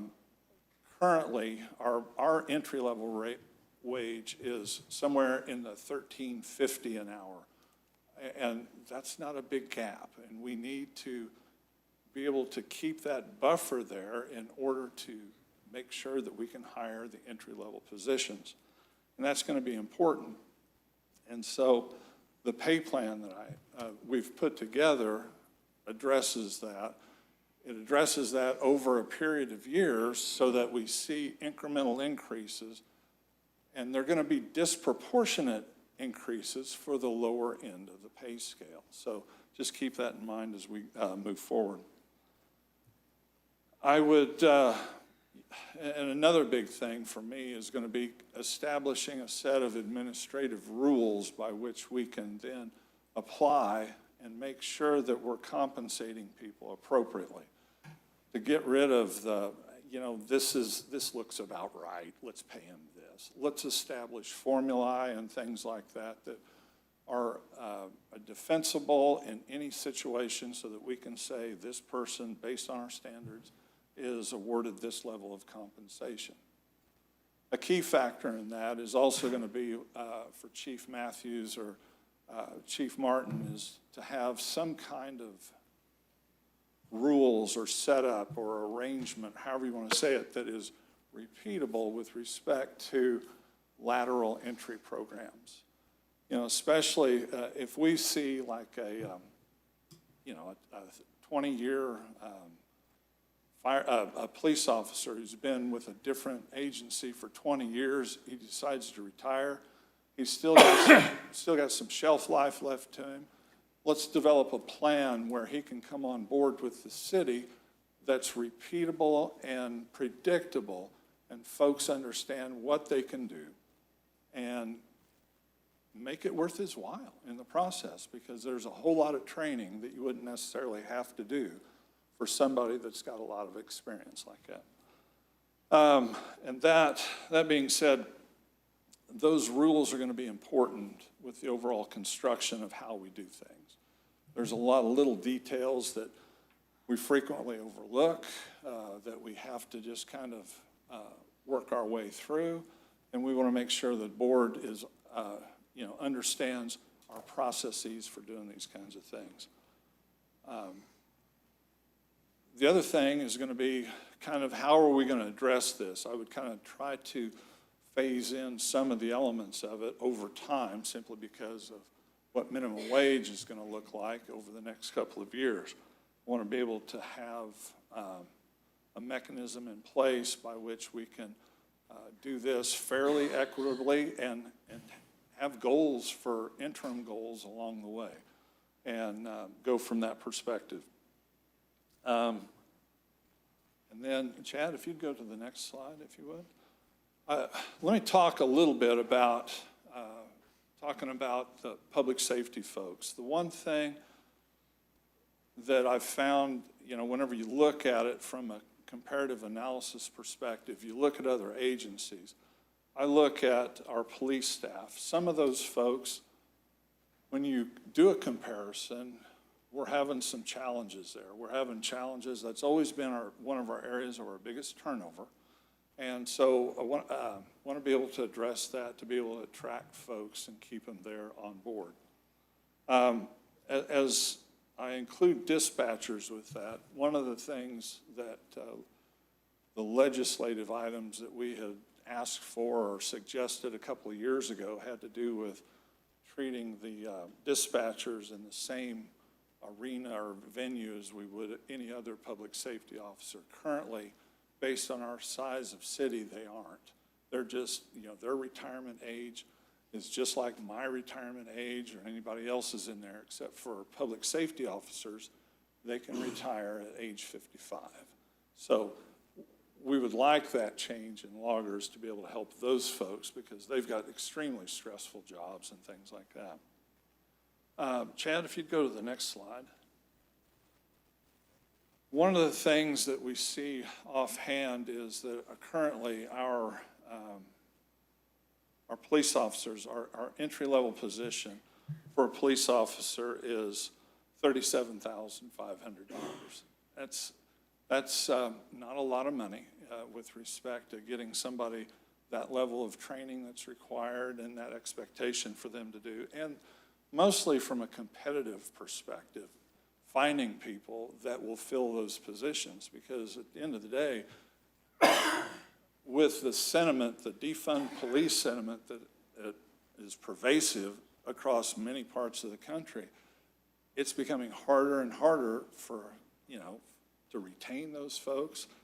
And frankly, I would like to use this as a pitch to get my NeoGov software so I can go out and target the Portland, Oregons or the Chicago, Illinois, and get those officers to come here whenever we've got vacancies and that kind of thing.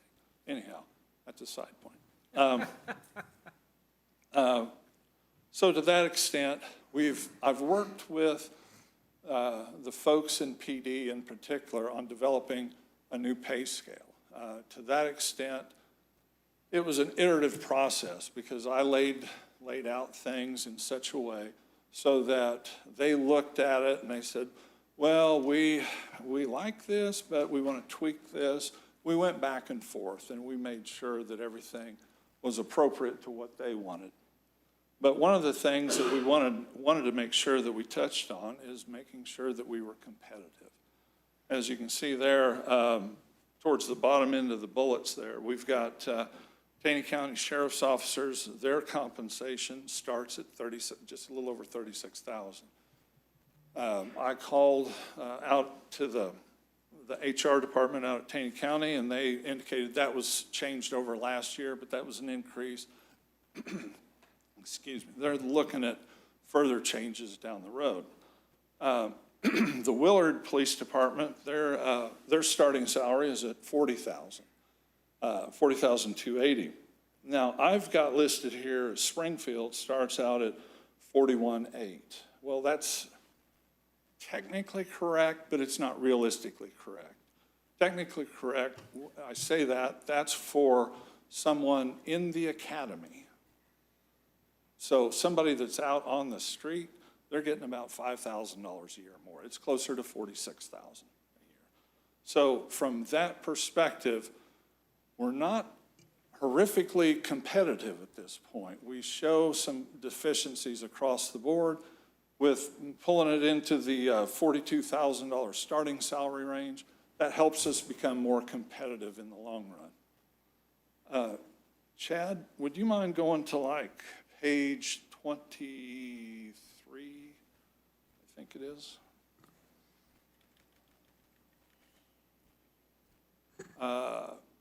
Let's go back up one more. Okay. This is the crux of the compensation plan, if you will. This is, thanks. Now, what I said before with the 40,000 being the Springfield entry-level rate, that would be what we would consider on the far left column our police officer trainee. So we're roughly about $4,000 off of that, of what I'm proposing in this scale. But as you look here, we've got a police officer 1, a police officer 2, and a police officer 3.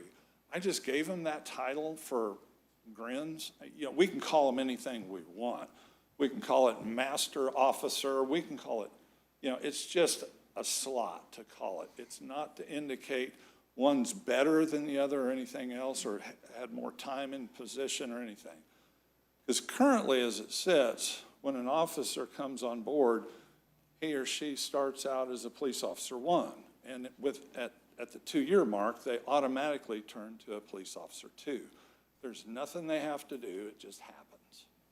So in this situation, the way we've got it laid out here, we have a police officer 1, a police officer 2, and a police officer 3. The differentiation with these, what are you bringing to the table? What certifications, what skills, what special duties are you bringing to the table that you're actually doing to add value to the organization?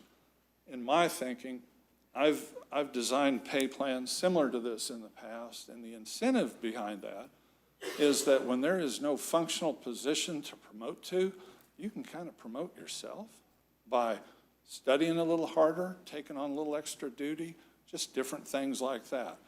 Now, this is an area where when an officer transition from a 1 to a 2 to a 3, I'm staying the heck out of that.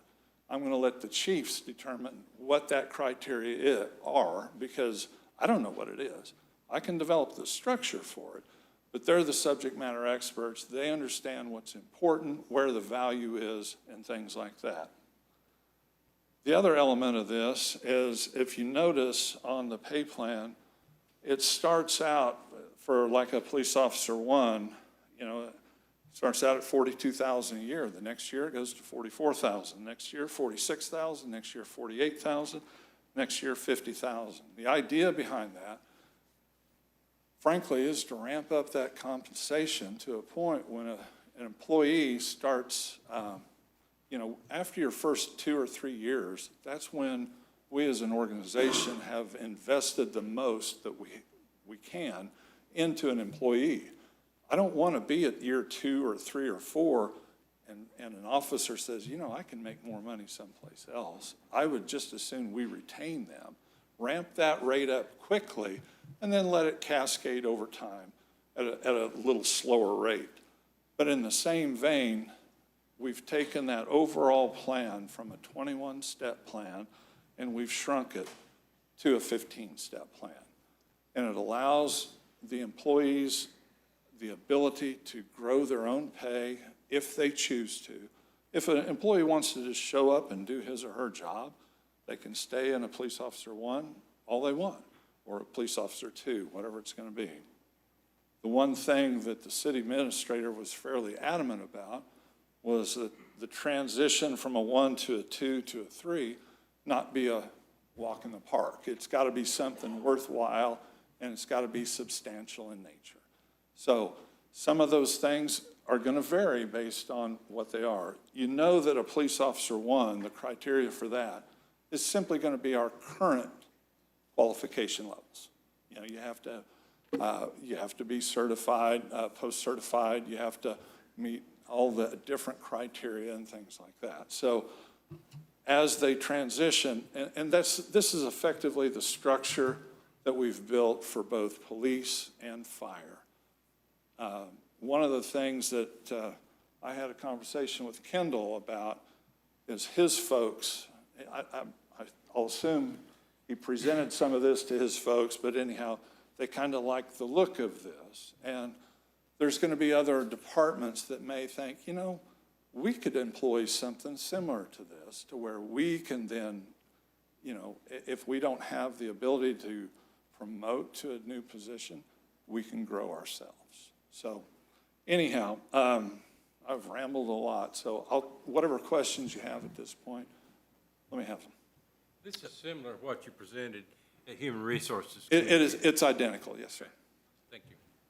Do you have any idea what those criteria are to move from 1 to 2, or is there's no thought about it? I do have those. Chief has already, they've provided them, but it's getting kind of into the weeds. I can produce those for both police and fire. That's not a problem. It's increasing their skill set. Yeah. I'm sorry, it's increasing their skill set. Yeah, I just wonder what some of those, an example or two of that might Well, mean. one of the things for a police officer 3 typically is going to be college credit hours and things like that. And Chief, if you want to.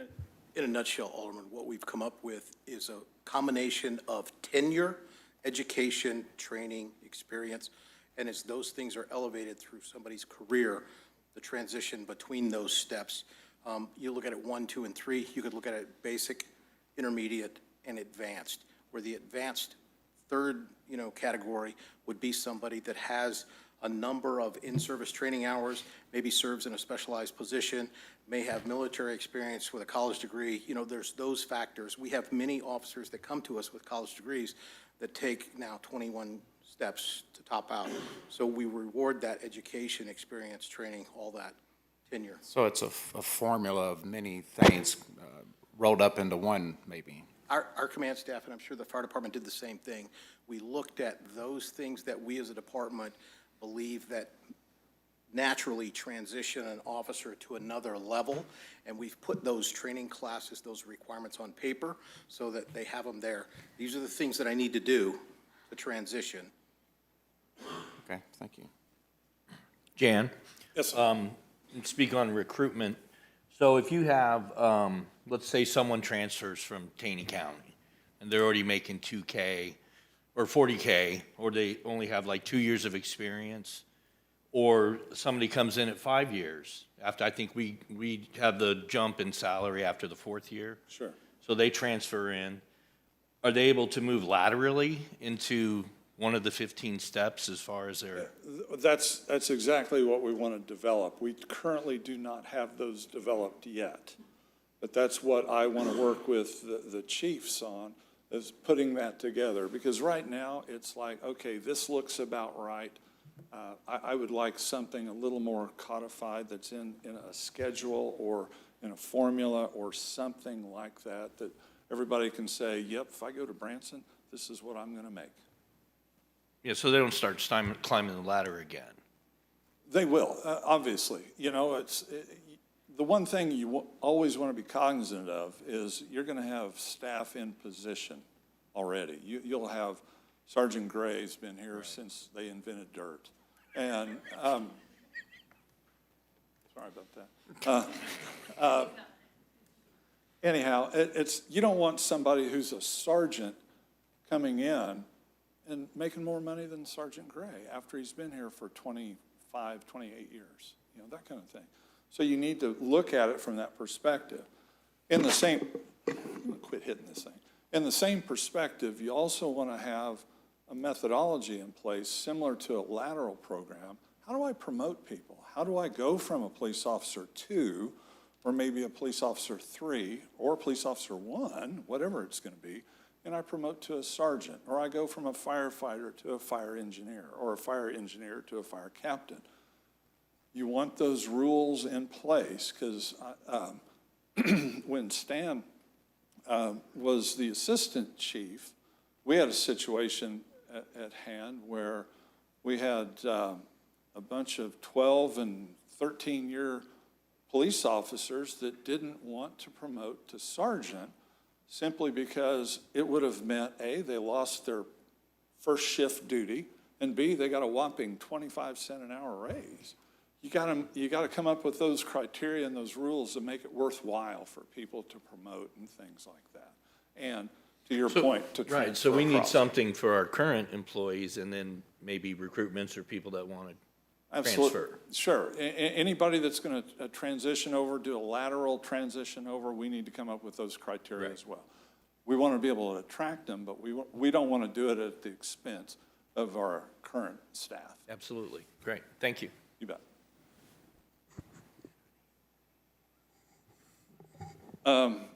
The other thing that's going to be of a significant issue has to do with adjusting compensation for the low end of the pay scale with respect to the buffering, if you will, between our entry-level wage and minimum wage. As it transitions over time, it's like, what, $11.15 an hour now. It's going to go to $12 an hour here shortly. We want to be able to make sure that our entry-level positions are attractive to people in the ways that, you know, we're not having to have other staff do double and triple duty all the time, because frankly, we've been doing a lot of that. We've had people moving from one position to another. Cindy's had, janitors and such out mowing yards and fields and things like that. We have to be able to keep folks employed, doing what they're doing, what their specialty is, and focus on that as best we can.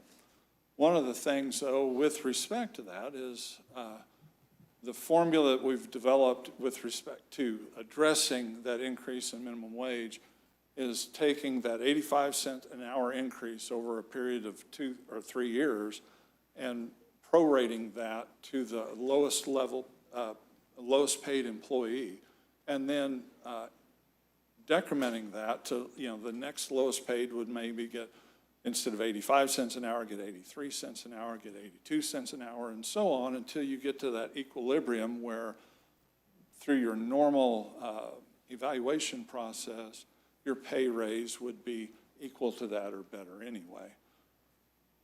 We've done that, and what that does, though, is for those lower end of the pay scale, that then whatever is budgeted for them, that puts that over budget.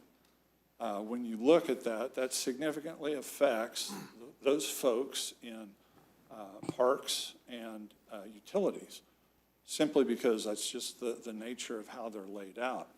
Chad, would you go to that last slide, if you would, please? Excuse me, Jan. Yeah.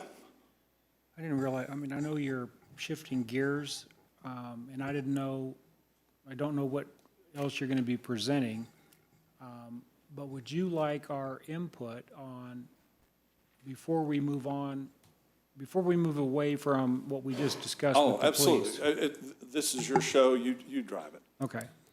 I know there's a few of us on this board that are on the HR committee, and we've heard similar presentations and had quite a bit of dialogue. I would entertain discussion from our board addressing what you just presented for the police department. I'm convinced with the meetings I've attended that what you're proposing is critical. I think public safety is obviously paramount importance to this board and our community. So I would like to get some dialogue from our board and to see if we're in a consensus of agreeing to your recommendation of what you're asking for the police department. Okay. Any comments on questions?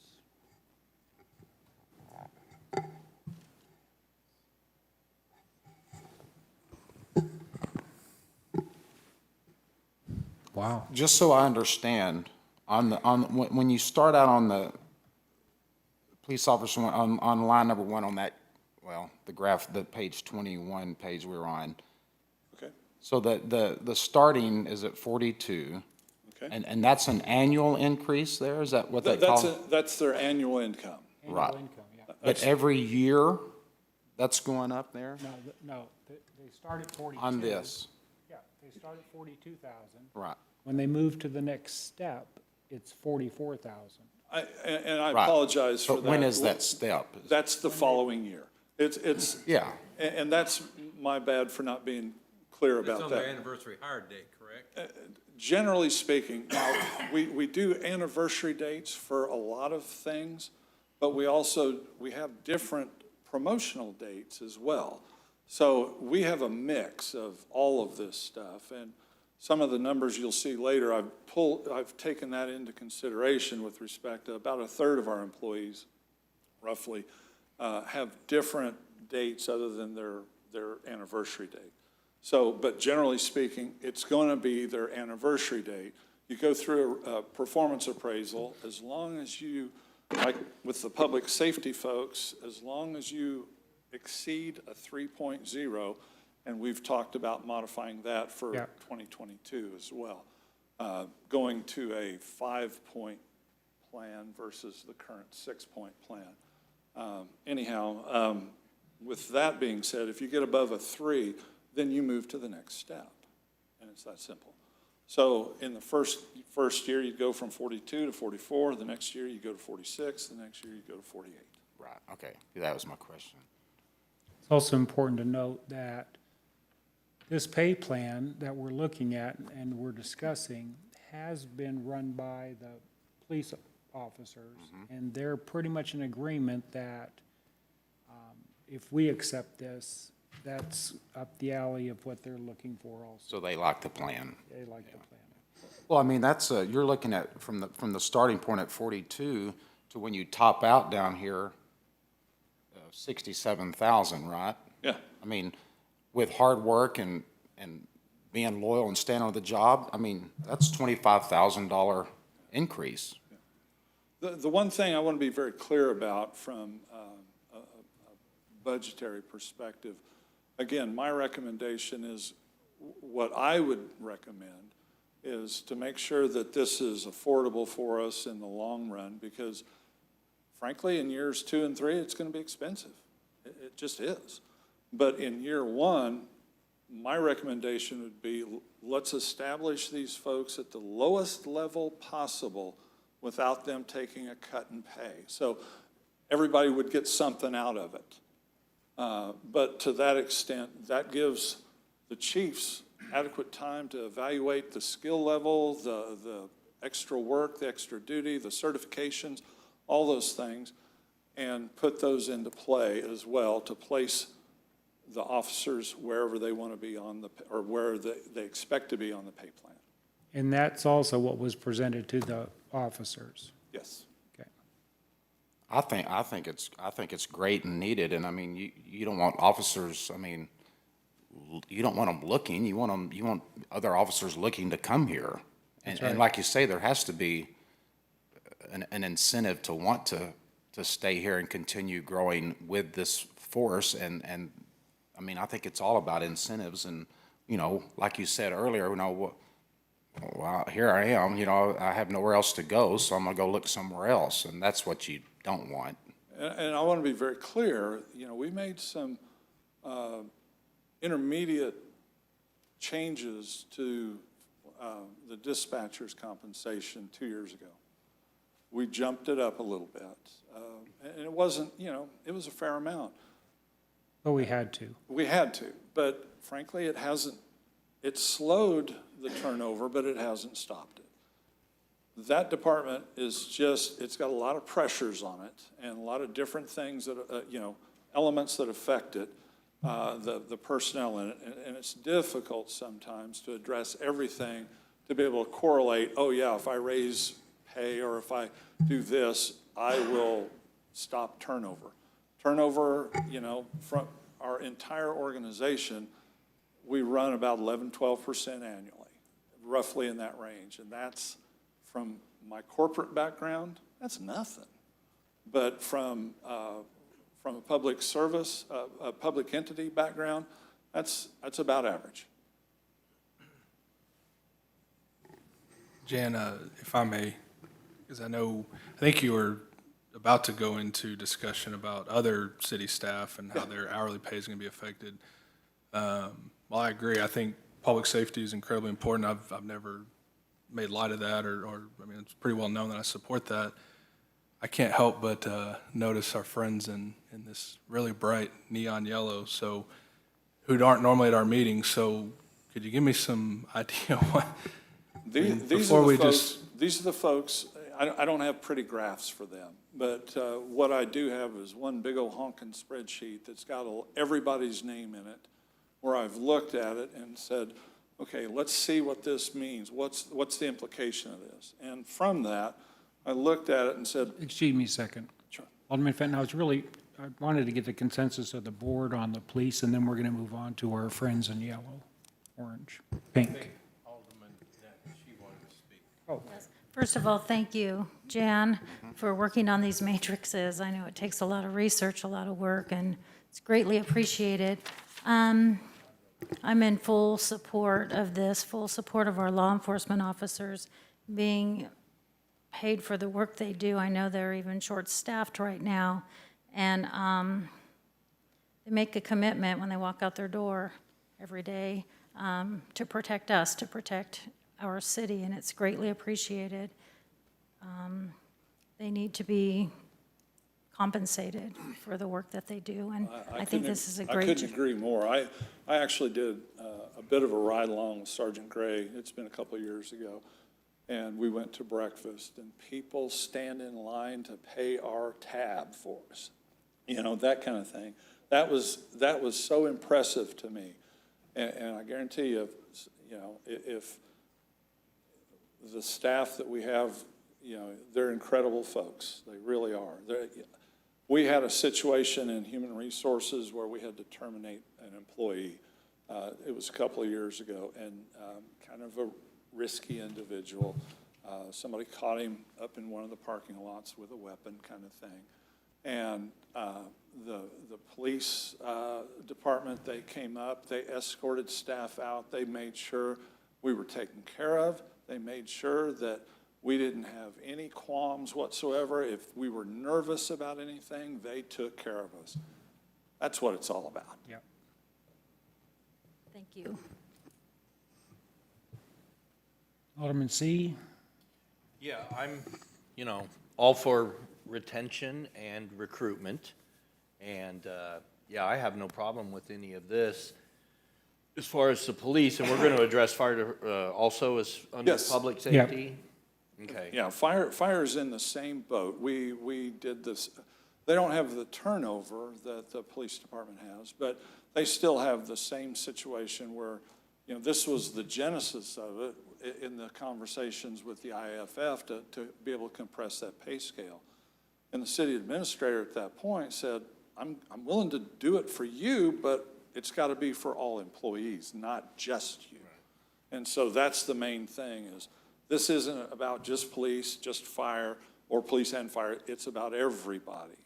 And those are the things that we want to make sure that we get across, that, these are the kinds of things that are going to be important across the board because, we need everybody here that we've got employed. They are our lifeblood, if you will. Yep.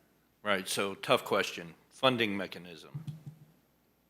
Again, the finance director, based on my understanding, has developed 3% increases for everybody. I went in and looked at those 3%, did the calculation based on their evaluation date, and parsed that out over the full year kind of thing. And based on that, we've got a couple of funds that we're going to be upside down on. That's going to be parks and utilities with respect to what we've got budgeted at this point. But that upside down is, a couple of $1,000 total. It's not, ultimately, and my calculation was based on, there's 3% increases for every employee. Well, only 14% of our employees get 3% pay raises. So the other 86% get somewhere in between 2% and 2.5%. I was just looking at that difference, that delta between what actually they get and what's budgeted for them. I looked at that delta and applied that across the board to come up with that net calculation. And so, to that extent, that's one of those where, for the year one, we should be okay. It's the year two and year three, like I said before. If we transition over to this, folks are going to be making significantly more down, in year two and year three. And that's what we have to take into consideration. Again, if I knew where people were going to be slotted, I could develop that calculation. I just don't know where they're going to be slotted. And that's where my last slide kind of reflects that, where I've got the spreadsheet over years of time. Yeah, and if you could, because it's going to come up, but maybe you or Jamie give us a one-pager on these pots or funding sources that are proposed. Okay. Sure. Great, thank you. Alderman Whitus? No, I've been, in my business world too, I've been working on the budgets and stuff, and so, yes, that minimum wage, but, I mean, we've got retailers that have had to even go above that just to get help, so, it's a challenge, I know, but I think, yes, the public safety is important, but all of our employees are important, so we need to find that happy medium, so to speak. Absolutely. Alderman Gaines? I don't have anything to add, Mr. Mayor. We've hashed this out in Human Resources Okay. Committee. Thank you. Go ahead, Jan, thank you. Chad, if you would please go to that last slide. Which one are you looking for, Jan? The spreadsheet, The last one? yeah, the very last one. There you go. As you can see there, I broke this down based on the pay scale, the pay plan versus the fund. And the utilities and the parks funds are in red. Those are the ones that are upside down. But as it nets out, the overall difference based on 2022, if we set everybody at their lowest level possible, like I said before, if we put police and fire at their lowest level possible without taking a pay cut, this is where we end up with in this range. I'll leave it to smarter folks to figure out how we actually would adjust those funds for that kind of thing. It's not a significant amount in that respect, but it's one of those where I think at the end of the day, we've addressed everybody involved and we made it reasonably affordable. It's not ideal plan, but frankly, we don't have ideal circumstances either. We've got a rising minimum wage. We've got a workforce that it's getting more and more difficult to recruit, things like that. And then we've got the newest bugaboo, and that's inflation that's hitting us. I'd heard the other night that we should expect $5 a gallon gasoline within the next few months. So that's kind of scary, especially when you drive a pickup truck.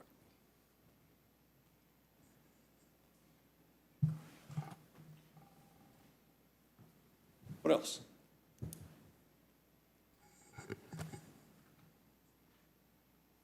Anybody in the audience have anything they want to share?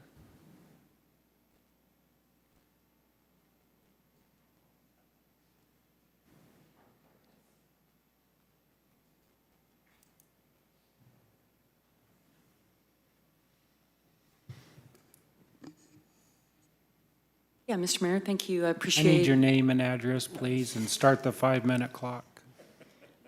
Hopefully I won't take that much time. I appreciate all Jan's effort. He knows I've been calling him probably every few months for 2 years now. So I'm a big proponent of pulling the bottom up. Some of our maintenance workers are the lowest ones. They make $13.69 an hour right now. So, I mean, as we continue, we're moving away from the seasonal model with our maintenance because we can't employ those folks anymore. So we'll still have, some lifeguards and some people like that. But, the maintenance, I mean, we're having to, move away from that model and do more of the contract mowing and more of the hiring full-time and adjusting how we're operating to be able to afford that. But, I mean, as the compression, my concern is the compression that those folks are feeling on the, as we go up to $12 mandate on the 2023. So I really like this. And that buffer, I think that Jan has tried to build in is really important for us. So I really like that part. We're going to try to kind of steal some of the chief's ideas about the tiers. So our maintenance workers can maybe also move up a little bit in a tier 2 or some options there. So I just wanted to say, I mean, I think this is really a good system for us, and we're definitely supportive of it in the parks with our low-end employees. So anyways, that's all. Cindy, I'm going to tell you, and I'm just going to comment on it, because you're in a similar world as, probably more similar with a lot of the businesses. Right? Yeah. And any business owner is going to tell you, if they could have gotten a cook 2 years ago at $13 an hour, today they're hiring them at $17 an hour, right? I mean, it's amazing. And when we use the term inflation, that's not just a catchphrase, right? Those are real dollars. If anybody's getting, for every $100 you get in your paycheck today, with a 5% inflation rate, at the end of the year, you can purchase $95 worth of goods, which is a pay reduction, right? I mean, because it's a real effect. For a lot of your park employees, especially your part-time ones, you're directly competing with the Branson business model, and I'll tell you, every business I've talked to has had to bite the bullet and pay more, or they do without. I mean, it's real simple right now. That's definitely what we're doing. We're Yes. all of our full-time people, we're all working crazy hours. We're on the lifeguard stands, we're doing those kind of things. So I think, in our seasonal model, which isn't addressed here, we'll have to, go up more toward that $12 next year. And so we, those are our lifeguards and our day camp employees and our concessionaires. Those are just summer workers, and we're all competing with the same, like Jamie mentioned. And so again, this addresses the compression with the full-time worker. And so the inflation that you're talking about is really real, definitely for those folks. So I appreciate that they're being addressed in this pay plan. And as far as what Jan said on the shortfall, so I'm going to be in front of you guys in a couple of weeks for our park fees. And so we passed those through our park board the other night. And so I think they'll be pleased with, especially the campground. So our projections show, if we keep the same occupancy and the fees that we're suggesting, we're looking at a $250,000 increase to our budget next year just with those campground fees. So that's keeping the same. So, I mean, I'm not worried about what Jan just said about the shortfall and the, few $1,000s. I think we are planning for that. If you're planning on presenting to this board a $250,000 increase, I want you to get in the front of the line. I want to hear from you first. I need more than 5 minutes, but yeah, I mean, I think we ran our fees over our park board, and that's the big fees, the campground, Excellent. but everything is having to go up because commodities are up at least 20%, wages are up 16%, so all of that has to be passed along. Thank you so much, Thank you. Cindy.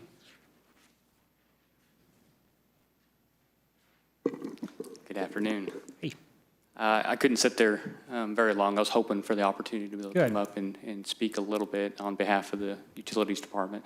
I'm glad to see many faces of our crews out there today. I just want to express I appreciate Jan's efforts in this, and I appreciate your guys' openness towards the compensation for the employees and staff and the comments that have been said so far.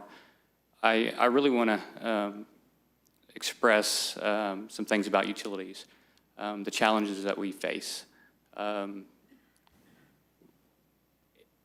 It's been more and more difficult to attract staff or attract applicants into positions. And a lot of it's due to the compensation the upfront compensation, the dollar amount they see in their paycheck versus the benefit side. And I know there's a balance there that we all have to really look through that.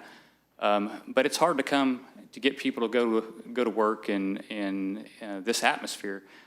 For one, for the drinking water side, you can be legally liable for which your actions are at work. So besides losing your job for a negligence issue, you can also get sued. They are held at a higher level because of the requirements, the certifications that's put on us by the regulatory side of things between the federal government and the state government. So they have a big responsibility out there to protect the water system, to keep people from sick. So it's a health and safety concern. So alongside with the fire department and the police department, these guys have a big responsibility on their shoulders. Every time they open up a water line in a ditch, they have to ensure that they don't contaminate that water line to prevent people from getting sick. When it goes to the sewer crew, it's been more and more difficult to get applicants for the sewer department. To have somebody come and handle waste, human waste, it's a challenge. It's not a pleasant job. And so when you have jobs out there that are advertising starting wages that are higher than what our entry-level positions are, it's hard to attract people. People don't realize the benefit factors that we have. We have great benefits. By all means, we have great benefits. But still, when they don't see that compensation right up front, it's hard to attract people to come to work for the utilities department and work in sewer. These guys get it on them every day. They have it. I mean, I'd say sometimes it splashes in their face. You know, there's certain situations they deal with. These guys go home dirty every day. And it wears on them. These guys are on call 24/7 to meet the needs of the community. When the water line goes down, that's when we gain the most attention, which is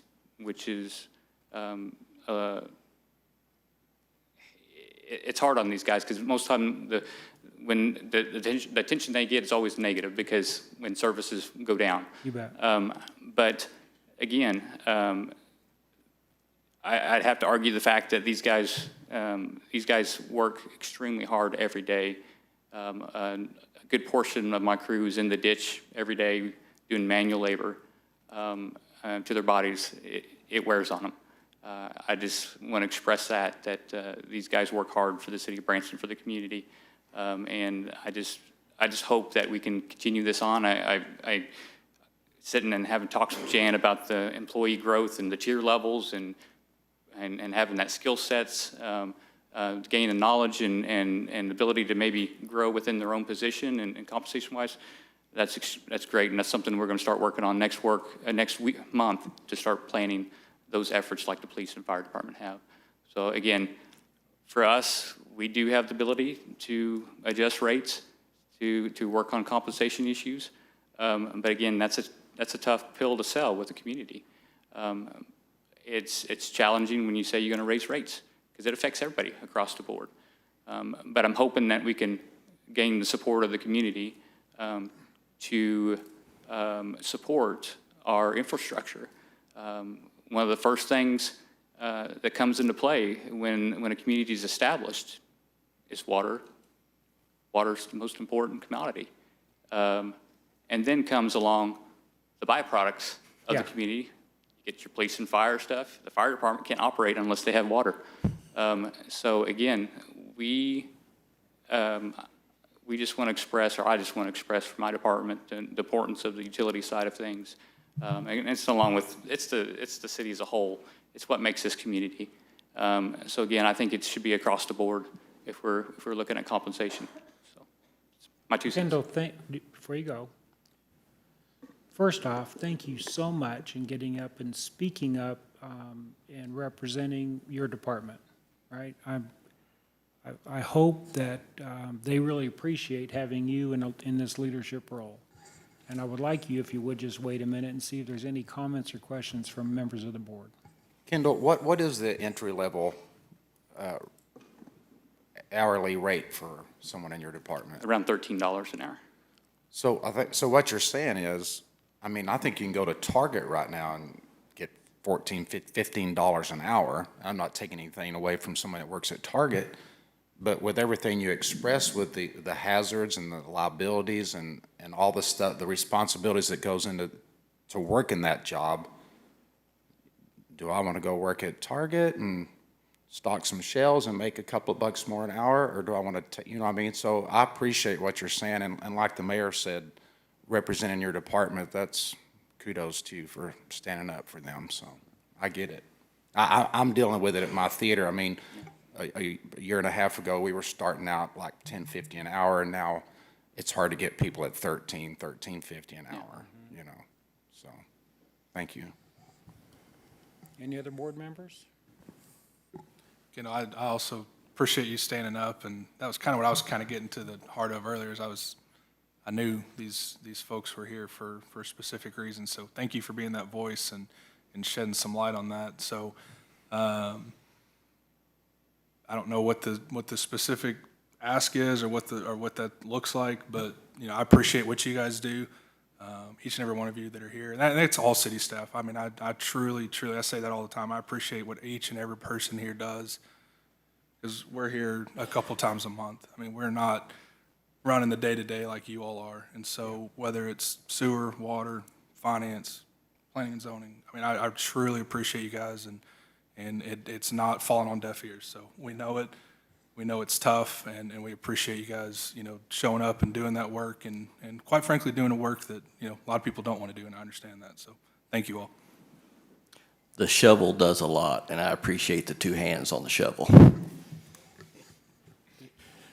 So, I mean, what we're talking about here, I consider this the backbone of what we do here, keeping the city running, just as important as public safety, just as important as professional staff.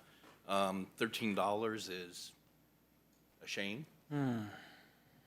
you know, for that.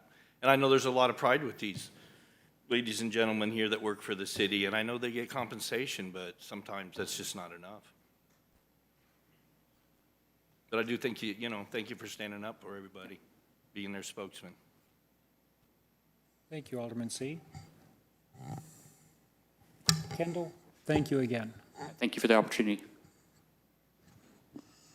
Hello, Ms. Roush. Okay, so I'm going to start off by saying I totally believe that every person here probably needs about a 25% to a 30% scale increase across the board. No questions asked. No doubt in my mind, because of what you all just said, the 12 to 13, bumping it up to 15, which you take the entire scale and you just move it up. Reality, that's what we need to be able to be level with what we're doing right now because of the inflation rate. That makes sense. We've all know that. We've gone through 2 different 4-hour-long budget meetings, and we've discussed that. And so, yes, that's what we need.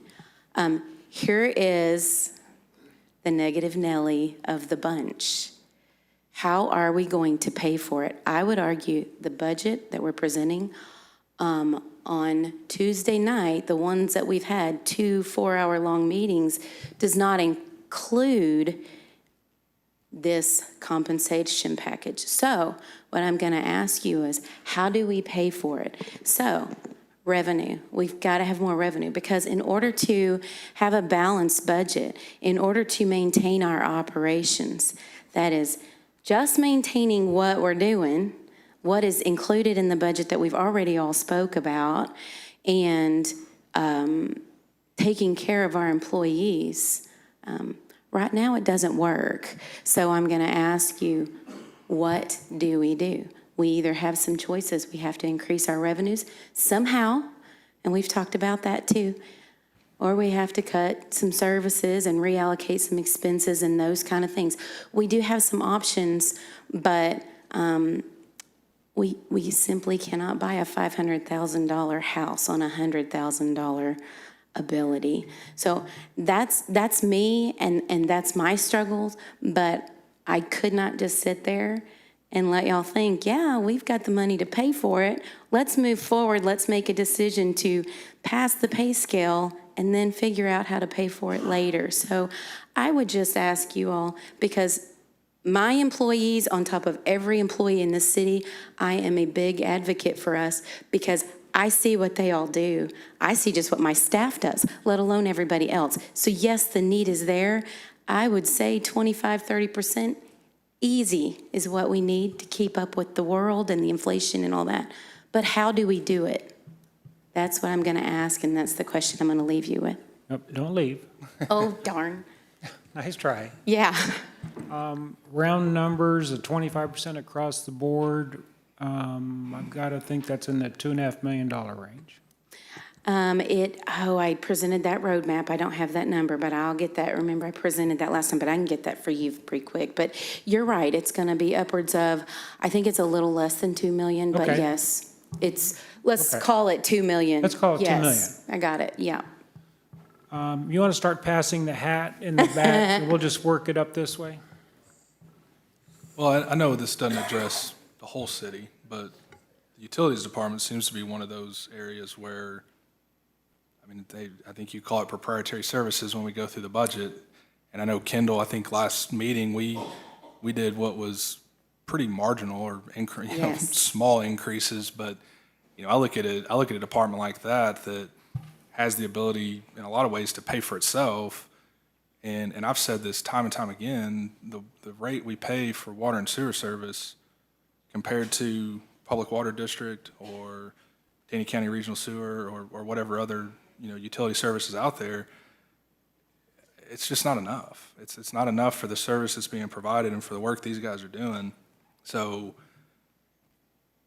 I don't know if, I don't know what the answer is as we sit here today, but that's a department I look at that say, well, can't they pay for themselves? If we look at those rates, and it may be a tough pill to swallow, as Kendall said, but do we swallow that pill, or do we swallow the pill of we don't have water and sewer in our city? I'll take the higher rate personally, so that'd be what I'd like to look at. Well, yeah, because what's the other option for the homeowner? I mean, I get what you're saying. Yes. So you all have options. That's what I'm saying, but we got to figure out what those are. What can we also do towards like a use tax? I would just ask you all that question. Yeah, I mean.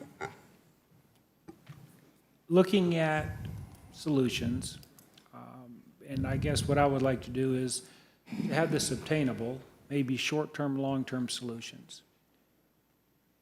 I read what the restrictions were from ARPA money. One of the allowable uses was loss of revenue, 2020 due to COVID. We currently have from the state 1.173 million. What fund did that money go into? That fund goes into a special fund. It's called our ARPA fund. So Okay. we established a separate fund, a separate bank account, because we're going to be separately audited and heavily audited on the use of those Sure. funds. Yes. It's similar, anybody in business had to go through the same thing Yes, with PPP, absolutely. right? Yes. You get PPP, you have to document it, and then you get it. Absolutely. Yeah. Yes. So same thing. So can we use ARPA money for some of this? That's a one-time dollars. I'm looking And I'm at- talking about ongoing expense. So but here's one of the items that we're bringing before you on Tuesday is the possibility to do an extra stipend with that money. We can do that. We've already had the revenue loss calculation done. So just for your information, the revenue loss calculation for the city is more than $16 million. I give or take 16.5. And we're only getting over the 24-month period about little less than 2.4. Right. Because of our residential Right. population. So then the calculations for the forgiveness will be real easy. Yes, anything That whole after that amount to go federal, towards loss of revenue, right. right? But yes, but the only thing is, that loss of revenue, it's one-time pot of money. Sure. So if you choose to give raises out of this money, what you've just done is elevated your operating cost, Yeah. which means how are you going to pay for it when that money is no longer there because Yeah. you're not going to have that money keep going? We'll So that's a discussion. We'll stay open for another year? But it's the discussion on how can you do it and what can Yeah. you do it with? So, yeah, I just wanted to bring it up to y'all today so that you would have it in your minds. I know we've talked about it at length. I am all about giving our employees raises, no question. I just want to know how you all would like to do that, because I think it's very important that we make sure we have the money before we move forward, so. Alderman Denham? Mr. Mayor, thank you. I have a question for Jan. When these spreadsheets were being put together, was the cost of the increase for directors on up, were the increases included in this? Yes, ma'am. Okay, so, first of all, I want to say thank you to everybody that stood up for their department. Unfortunately, I was in a position like this before, all cities are, and in order to let the rubber meet the road, so to speak, to the directors and on up, because you said the first year would be okay, and then the second and third would be a little bit difficult. This is going to be the most unpopular suggestion ever, but would the directors and on up, and I don't know what the dollar amount would be willing to not take an increase so that our employees who are just amazing folks, the employees here, so that the employees could get their raise and that money could be put in a savings account, earmarked or whatever for the first year to see where it would land, so that the second and third year, and then that way we'd have time to kind of even it out. But would the leadership be willing to forego a year? I'm just throwing a thought out, I don't want an answer. But that would sure show a commitment to the employees in their department, because they did get up and speak in support of their departments. So I think that might be an option out there too. Just a thought. Well, let me address that from my no, but unless you're ready to go. No, go ahead. When I've looked at some of our financial statements, our directors and several staff members, they've already capped out on their pay. So unless we address raising the caps, the directors in several, they won't, they're not planned to get an increase. They've reached their maximum cap on payroll. Is that correct, Jan? That's right. So, like going from a 100 to a 103, 104 class, that's not an actual increase, that was, That's not an increase in No. pay at all. All that is a different in classification. What that does is simply it makes the top higher. That's all it does. That's all it was designed to do. Just because in a lot of municipalities, it's hard to believe, I know, it's a shock, but human resources directors usually aren't the top tier paid with respect to like police chiefs and things like that. I know it's wrong, we should fix it. But anyhow, that's just, what I did is I evaluated various municipalities, looked at how it's parsed out, took it to Stan, he says, yeah, this looks right, but it's no increase based on the tier change, or the classification change. for the first year, even. Right. Well, outside of this, the one thing that we did do in this is our recommendation is we do throttle back the increase to a maximum of 2% for directors. That's what we did. But I'll leave it to this board to make whatever determinations you think. Well, this is, and I do not plan on having this discussion now, but just to raise your awareness of discussions I would like to have, and Jamie, as we move forward with this. What seems out of balance to me, there's a couple things I'd like to address. Right now, our many positions cap out as far as our current pay plan. It appears, unless I'm wrong, several of our staff and admin, they cap out after about 8 years. I'm struggling from a high elevation looking at that, because if they're capping out at 8 years and we're trying to keep them happy for their, quote, career here, I don't know if that's sustainable, right? You cap out after 8 years, we want you here for 20 and just have to bite the bullet for the next 12, right? So I want to address that. But I also think that correlates with an issue with our police department. Our structure is you get hired in as staff, 8 years you cap out. Our police department was at 21 years before they capped out. I think the current proposal is take it down to 15 steps.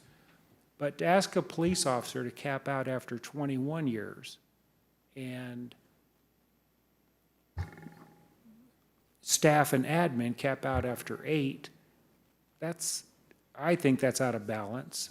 Jan's proposal is to cap it out at 15, and I'm still going to raise that question.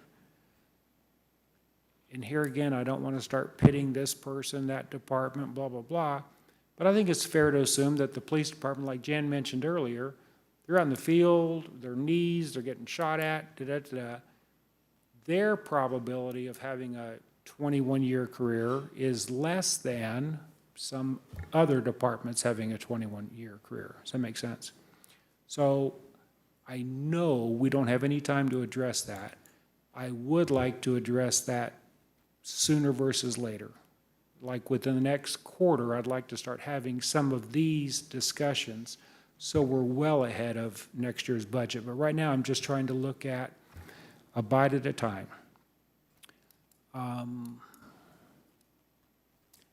I'm somewhat surprised, and I need to chew on your numbers of we need a 25% across the board. I'll have to chew on those numbers. And like you said, not only is that a big number, it's a big ongoing number. What the city provides our community is the services from our employees, right? So we have to address that. Our budget, and here again, we don't have time for this one, I brought it up a couple times, but within the next quarter, I want to start talking about when we address our 5-year budget, right? Our 5-year budget is never balanced when we don't have all the holes filled in, right? Capital expenditures, those kinds of things. So it seems, I mean, this thing just every year, we're just going to pass this problem on to the next board. Oh, here she comes. Well, you're right, and that's what I was just going to say. You're absolutely correct. And when we talked about the roadmap, I think it was suggested, and I can't remember who suggested it, but it was suggested that we start these long-term conversations and we develop another committee or something, even the finance committee, to start having those long-term budget discussions, because as we stand right now, the 2022 budget is balanced, but what's next? And we had that conversation, what's next and how do we get there? And so if we start doing that long-term 5-year roadmap and how do we get there, that's exactly right. And I would 100% agree. That's exactly what we need to do so that everybody's involved in the discussion of what's next and how do we achieve that. Something I said, Alderman Fentner, or was it Jamie? Thank you, Jamie. You're welcome. Are you wanting to talk? Or are you holding the wall up? You're taking cuts there, I Chief. had just a really quick, when we say we have entry-level positions, I just want the board to understand our entry-level positions aren't like a typical entry-level position at any other business. Our entry-level positions have to have lots of different certifications. They have to, a lot of them have CDLs, a lot of them I think Kendall already mentioned it, they have to have certifications, different things like that. And I just wanted to make sure that, I know it's beating a dead horse, but when we say we have an entry-level spot that's only $3 an hour more than minimum wage. We're asking people to have really hard, some of them are difficult certifications to get and obtain and maintain. And that's a real challenge whenever we're recruiting and when we're keeping people because of that challenge. And it's not just, when you hear entry level, it almost cringes because our entry level is not a typical entry level It's job. a higher skill set. Right. Yeah. Thank you for saying that. Yeah. So can I ask a question here? If they do come in without those, are there incentives to attain those, like a CDL or a backflow certification or? We have some positions that we can try to hire and train, but some of them you can't even have them in those positions. So if But- they're loaded down with all of those, they're still coming in at entry level? Okay, thank you. That was a good point. Yes. Two quick points, if I could. The absence of discussion doesn't mean that we're not fighting for our employees. I wanted to make that clear that, you know, Joel's sitting over there and Ted back there and me and, you know, the other ones that are here, doesn't mean that we are not fighting for our employees, because we are. The second part is the attrition rate that Jan talked about earlier, citywide 12%. Each position that leaves, there's a pipeline to get back to the same experience level. In the police world, if I have a 5-year employee that leaves, it takes me longer than 5 years to get back to that position. Even with a lateral entry position, it's not the same. So that attrition rate citywide, and when Kendall comes up and talks about that attrition and keeping people, it's not an even swap when I lose an employee and get an employee. My pipeline is about 6 months sitting in the academy, and then a 4-month training program, and then that 5-year officer is now a 7 or 8-year officer. Thank you, Chief. I think the one thing I wanted to point out is I think the chief brings up a good point, because we have a soft cost associated with. Could you raise your mic, please? Sorry. There you go. We have a soft cost associated with turnover. Typically, I wrote a paper on it a bunch of years ago, but it has to do with the average loss in productivity, actual costs, things like that, are typically going to be anywhere from 36 to 47% of annual wages. So when you look at, you know, a $50,000 a year police officer, you lose one of those, you could be looking at a soft cost at $20,000 to $25,000. Correct. It's not a direct that you actually feel, but it's there. Yeah. Yep. I appreciate the time. I just wanted to maybe speak for some of the employees that we have that you see in the back there. They didn't wear bright yellow, and then the other ones are in uniform actually out there. The struggle is real. I've only been here 4 years, but I've been in law enforcement over 30 years now, and I have never seen it as difficult to recruit people. I've had to tell the chief that we're more in a retention mode now because agencies are basically stealing experienced officers from each other. The reason those numbers are so important that Jan showed you is because we are woefully behind all the surrounding agencies in the area that we compete with, and they're all hiring. With the inflation rate right now, our officers, every year they choose to stay with Branson, lose spending ability. It's actually costing them when they could go up to the north where most of them live, work less hard, do less, have no commute, and make more money. That's what we're fighting. When we talk about lawsuits, each and every one of our officers pays a monthly fee out of their check for legal defense fund, because police officers get sued quite a bit. Most of it frivolous, but we still have to go through it. And now, over the last 2 years, somebody got a bright idea, let's get rid of qualified immunity. So we don't know how long we're gonna have that. So now, they risk going to jail for just doing their job and doing it right. It is embarrassing at this point that we are so behind. And the officers that you see back there have stayed with us because they have believed in us. And they're tired. We are at a crisis point. And I know it's difficult with money. I know what Jamie has told you, and I get it. But we practice priority-based budgeting for a reason. We have those surveys from the community that tell us what's most important to us. I ask you, put in some late nights, figure it out, because I am worried about our service levels.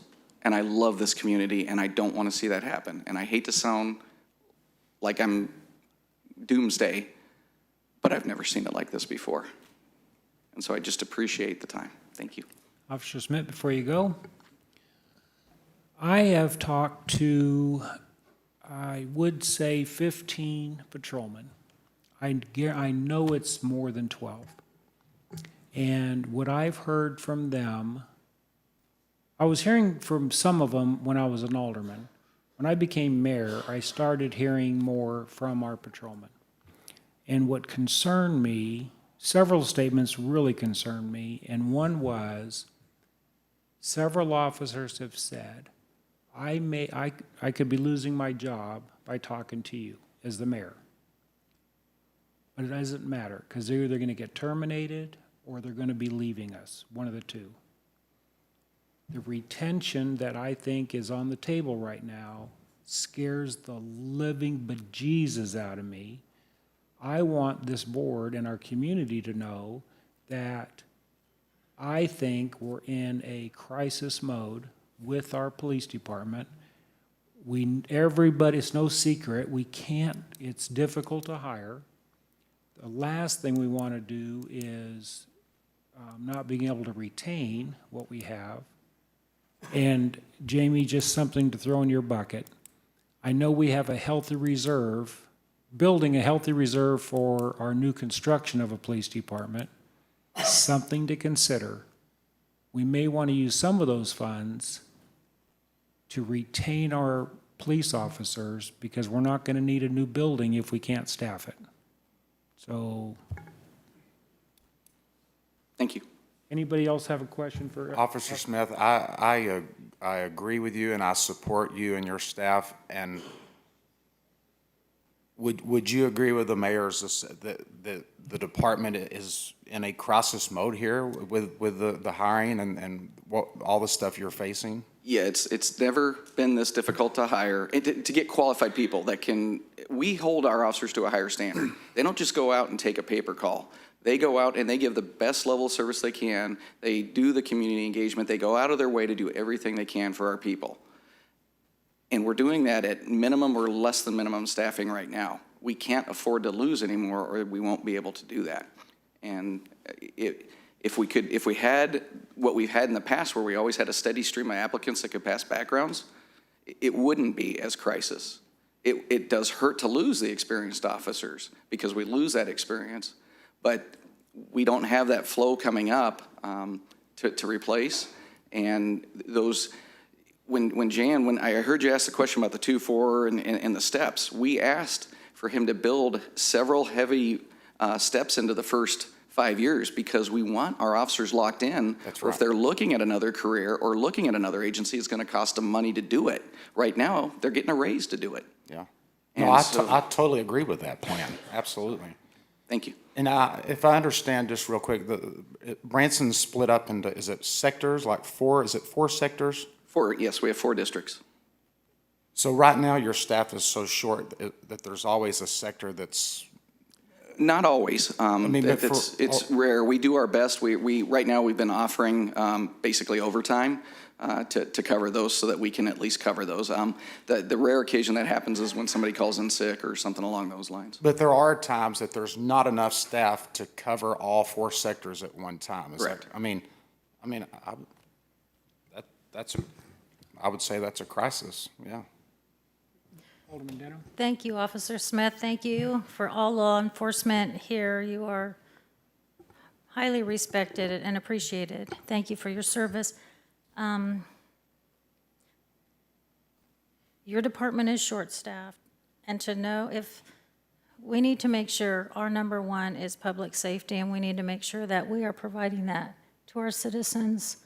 I'm sure we're going to get a lot of feedback from those that are at home watching this. Every employee is important, and I would like us to work on ways to where all our employees can be compensated, but our public safety, if we are in crisis mode, that needs to be our focus, in my opinion. Thank you. Do you think that if the pay plan that's been presented to the officers, if that is not approved, do you think we'll lose officers? I'm sure of it. I've had several tell me that the only reason they've stuck it out this long is because of the plan that Jan has put a lot of effort into, and they're eager about it. The ones that stayed here believe in this place, and it's been several years. It's been said that we always put the carrot out and we never follow through on it. And as we worked with them on this, they were confident that we would be able to find a way to make it work. They're just falling too far behind our neighbors for us to continue to do it. Okay, so I'm going to say something unpopular.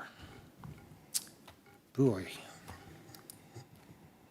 I believe our public safety and our police department is going through an extraordinary time right now.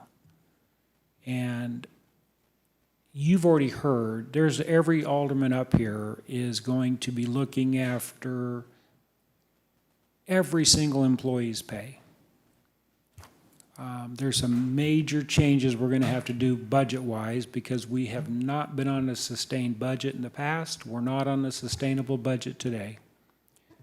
So I'm going to, if it comes to, for this immediate attention right now, I'm going to ask you to not only agree with accepting the fact that police is an extraordinary circumstance right now, but I'm going to ask you to embrace it because of what's best for our community. Mr. Mayor? Yeah. Before you continue, I'm going to have to, honesty is a big thing with me.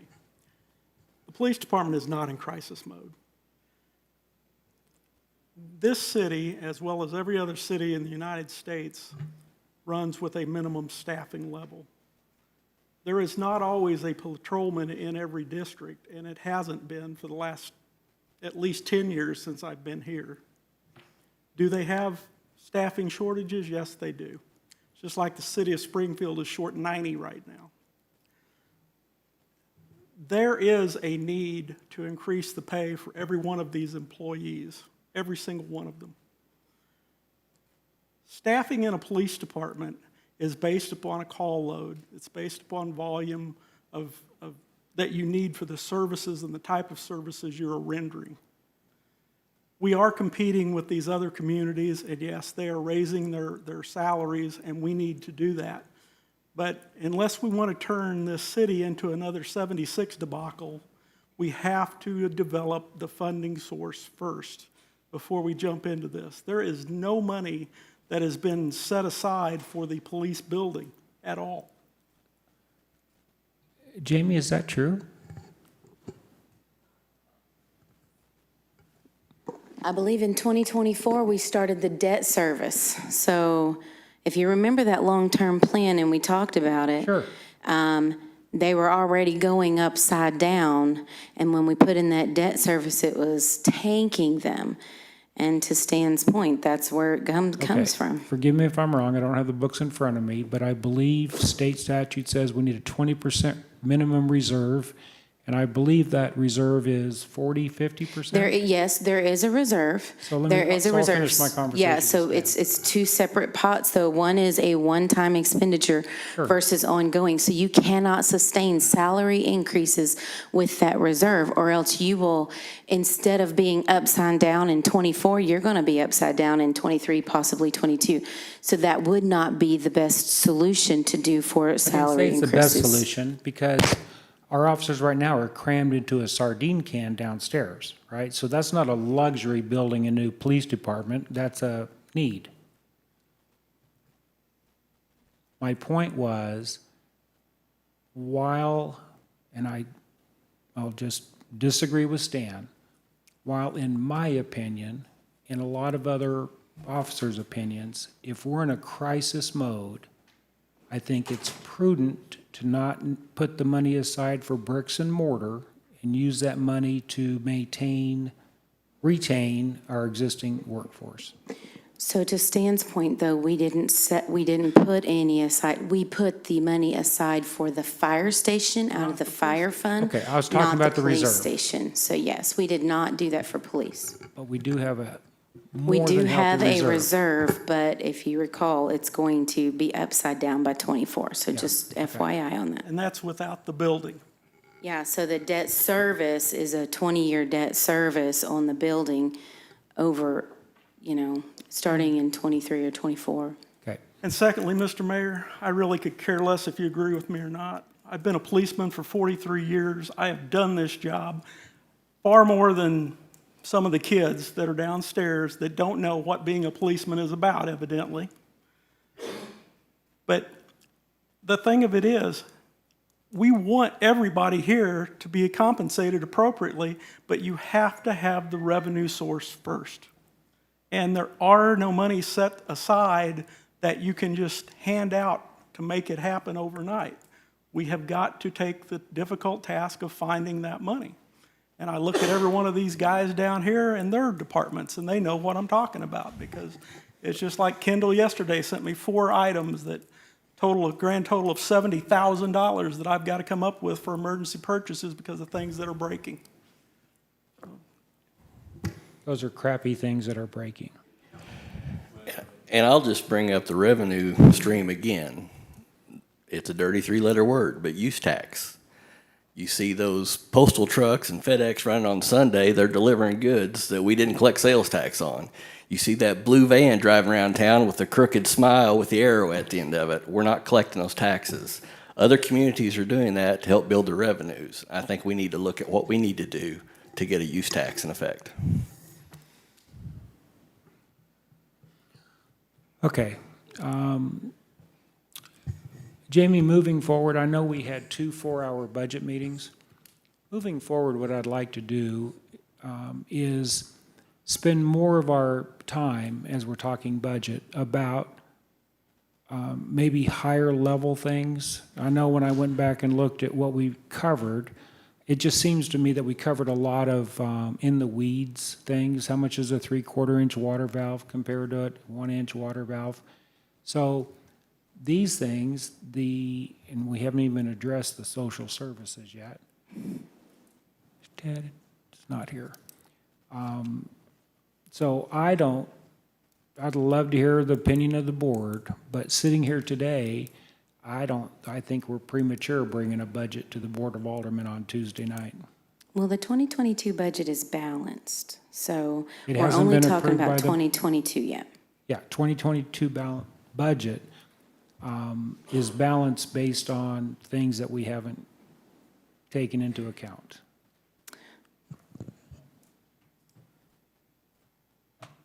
I mean, we've had 2 4-hour meetings. Jamie, I'm going to say again, we talked a lot about grass and water pipes and valves and comparing this cost to this community. And then after we go through this long audition of, well, how come we're charging this and nobody's charging that? Then it gets into, well, the fees have to come from somewhere. Maybe it's a permit fee. If that's what you all want, that is up to you. I just want to say that we do have to have a balanced budget. So 2022 took a lot of work, and a lot of work by all of the departments, and then a lot of work by the committees to walk through it, to walk through in detail, and also to walk through the priority-based budgeting aspect of it. And so what I totally hear what you're saying, and I do have another idea on the side about the social services regarding the ARPA funds, and so I would totally like to talk to you about that too. Great. I mean, I think it's a great idea, and it could potentially serve us more. So there are ideas out there right now that we could do without touching that 2022 budget as it stands right now, and then just taking that long-term approach of having more meetings. If we have to move or extend the finance committee meeting instead of 2 hours to 3 hours to take 1 whole hour to talk about this long-term approach and what we need to do, that sounds great. I am all willing and all in for that, no problem. So you guys let me know what you want to do. I'm just asking for consideration for that 2022 budget because we're running up against a timeline for that balanced budget. Alderman Skanes? I'm for going ahead and moving forward to approve the budget as it is, and then we can modify as we need to. But we've pushed this thing down, and we talked about this, about kicking the can down the street. We've kicked it down this year as far as we can go. We're really pushing up the end of the year.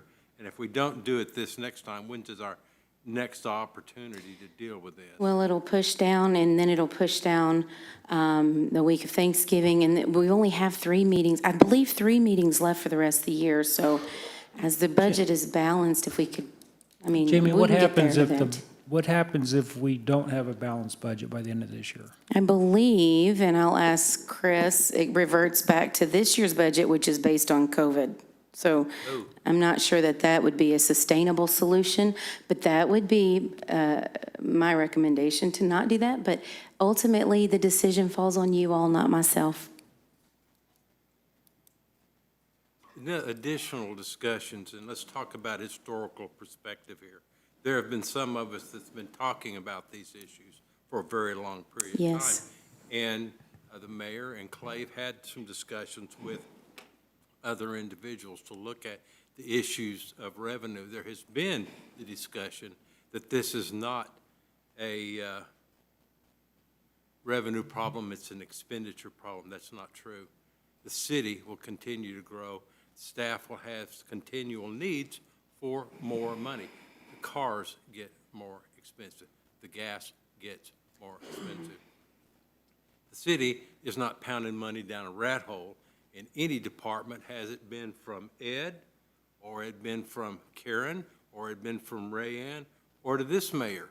But that whole idea out there somewhere that the $10 that we're being paid per meeting sort of adversely affects. This is not this the time to revenue. ask for an increase in Okay, alderman okay. pay. All right, I'm getting to that. The city has to have access to more revenue.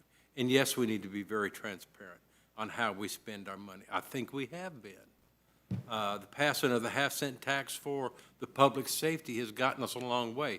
It was a mistake to not go for another penny, or for the full penny, pay for everything. Just lay it out on the table. We did everything we could that we thought was right, and we had no idea that things would go up as fast as they were, and it got as expensive as they did so fast.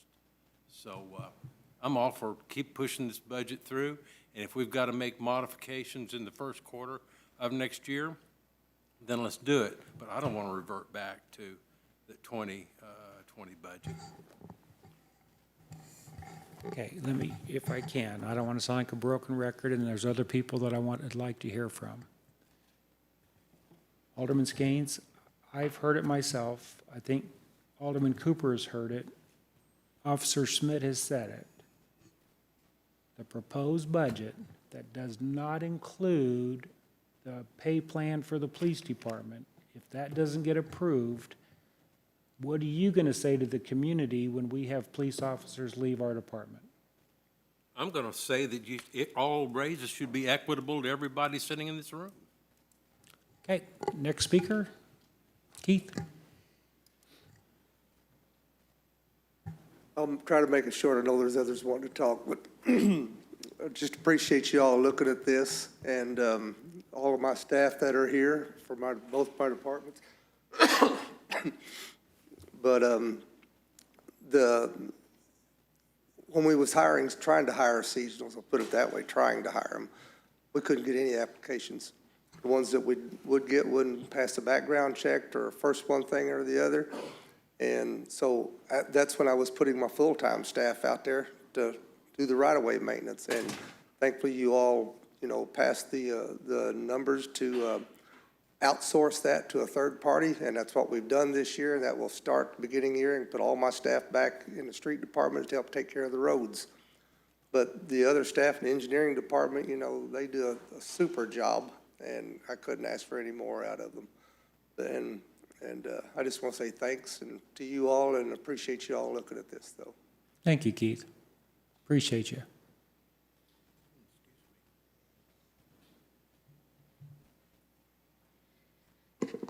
So I would like to address what I've been hearing the board say a lot today, was the cost of living. It's gone up a lot. We've all agreed that. So these employees have not had a cost of living increase for this year or the upcoming year So every employee is going backwards for what you're saying because of the cost of living. We have not had a cost of living for our employees. So when you don't have the cost of living for your employees, your bottom scales and your scales will get behind everybody else.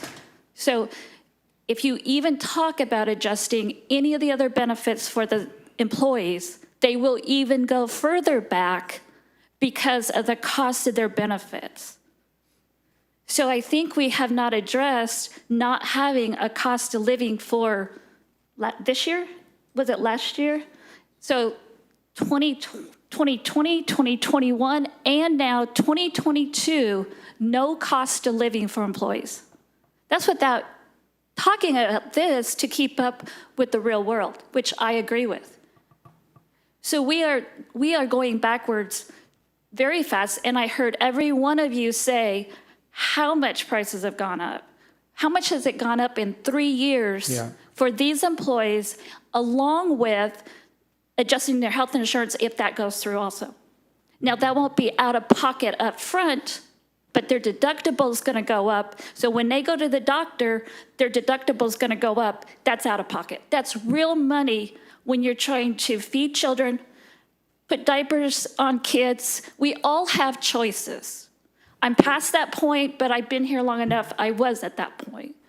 So I just think we should consider where we're going because the cost of living that we're sliding very fast backwards. Thank you. Thank you, Lisa. So Jamie, 2020, 21. 21 and 22, I believe before the pre-pandemic, we did give one for 2020. However, Lisa did a really good job, and she brings up a good point, but I want to tell you that this next board meeting, we are bringing up a suggestion to you all, because I am 100% right where Lisa's at, a 3% one-time stipend that we can pay for to our staff for this year and next year out of those ARPA funds, out of that revenue loss. And so what she says is 100% spot on, and what we want to do, if you all are willing, and it's 3% stipend out of those ARPA monies for all of our staff across the board. And that's a one-time. It doesn't increase the rates, but it will give them a 3% that is more than what we would have given for the COLA, so. Let me ask a question on that. Thank you for bringing that up. You're welcome. So you're talking 3% for 21 this year Yes, sir. and 22. Well, we're just bringing up the 21, and then we'll bring up the 22 next year, because we've gotten half of it this year, that 1.173 that you discussed. And then next year, round about September, we'll get the next 1.173. And once we get that, we'll be bringing it back to you again for the same purpose. And what that will hopefully do is offset and help them offset some of their cost of living. It's not a ton, it's 3%. We would have normally given a 2%, but it'll be 3% calculated on their annual salary. Okay, so that's coming before you Tuesday night. So I just wanted to let you see that. And we can do that out of ARPA funds on that revenue loss calculation. Essentially, that $16 million is revenue loss. It's included in that one category, so it's acceptable. And we've gone to our financial advisors and all of that to make sure that that is acceptable. So I just wanted to share that with you, because what Lisa said was, I couldn't have said it better. It's exactly right, and I think it's important, so. How's just that so you paid know. out? That's what I was about to ask. It will be paid out in a check. One time? One-time check, 3%. Yes, sir. What would the timing of that be once we pass it? Once you've passed it, then we'll turn around, let me think, so 26th, and then November 9th, I believe, after the second reading, and you've passed that, then we'll turn around and cut those checks. Is that? I think Lisa has something she needs to say. So can I address that? That's a great Band-Aid, but that does not raise the salaries. And Doesn't. I'm not saying that's not a good step, but that does not fix what your cost of living. Yes, it's 3%. It's a one-time check. It's not compounded on your, it does not go onto your payroll. Next year, if you got a 3% raise, you will not get it off of that 3%. It doesn't raise any of that. So I just. It's a bonus. I mean, it's like a. Yeah. That's what it is. It's essentially, we can't give bonuses, so it's a stipend. And it's not taxed, right? Yes. It'll It is be taxed. taxed. It is It's And it taxed. doesn't go towards retirement. It doesn't do anything. And It actually does it does, go, it's a Band-Aid. it does go to your retirement, and it is taxable. I was but told she's by right. Jan it didn't go, It, so. it does, but it is, she's exactly right. So what she's saying is it's not going to increase your rates to help offset the cost of living. So that is right. This is what we can do this year and potentially what we can do next year. The problem is still there. It is still there, but it was something that we could come up with to help offset some of it. The taxes and the loggers will be taken out of this check, but everything else is exactly right. It won't increase your pay scale. Oh, sure. And that dollar amount is, I believe it's about 460,000 out of the 1,173,000 across the board. Well, I mean, I think we realize it's not a fix, but I think everybody would be willing to take a Band-Aid right now. I mean, But I think what we're talking about, a long-term issue by the Yeah. pay scale, and my concern is that that's not fixing a long-term Right. scale, nor is it giving a performance pay off of that. There will be no performance pay. There's no percentage off of a stipend. Lisa, I appreciate that, and. What did you do to your chair? My chair fell down. Hold on. Coming back. I think we know what the long-term solution needs to be. We have to craft how to get there. But I'm not so sure that the majority of the employees, looking at a 3% stipend this year, hopefully a 3% stipend next year, as we address the bigger picture, will at least offset some of the cost of living increase that they have not received. Yes, no, show of hands. 3% stipend would be well-received? with the assurance that we're still trying yeah, to make, to no. accomplish what we're trying to accomplish. We have an unsustainable budget. We're going to address an unsustainable budget. In the meantime, let's do the 3%. Yes. Okay, I'm. Mayor, I I'm got it. getting, yeah, go ahead. So you've used the term one time on these funds. So would you allocate money for 21 and 22? Or can you do it again in 22? Well, so how it works is we got half of the money that the federal government allocated to us. We got that at the end of September, which was about $1,173,000 and change. We got that for 21. And so out of what we're recommending for Tuesday, it would be roughly around 460 out of that 1,173,000, okay? And then next year, round about September, we're gonna get the exact same allotment, about 1,173,000. And then what we'll do is as soon as that hits that special account, we will turn around and do the same thing off of those wages that we're asking to do this time. And it is not a fix, but it was something to give back to our people, and that's why we tried to do it in that route. So what secures our, in 2022 that we do this? Well, we are getting the stipend, so that's the federal government 12 months out. That's what, we are getting it. So what we'll have to do is turn around and bring that back. Okay. Yeah. Yeah, because we want to follow through. That's If we're right. talking about this, Yes. we want to, and Yeah. we want to be held. Absolutely, yes. Thank you. Yeah, so that's how it works. Mhm.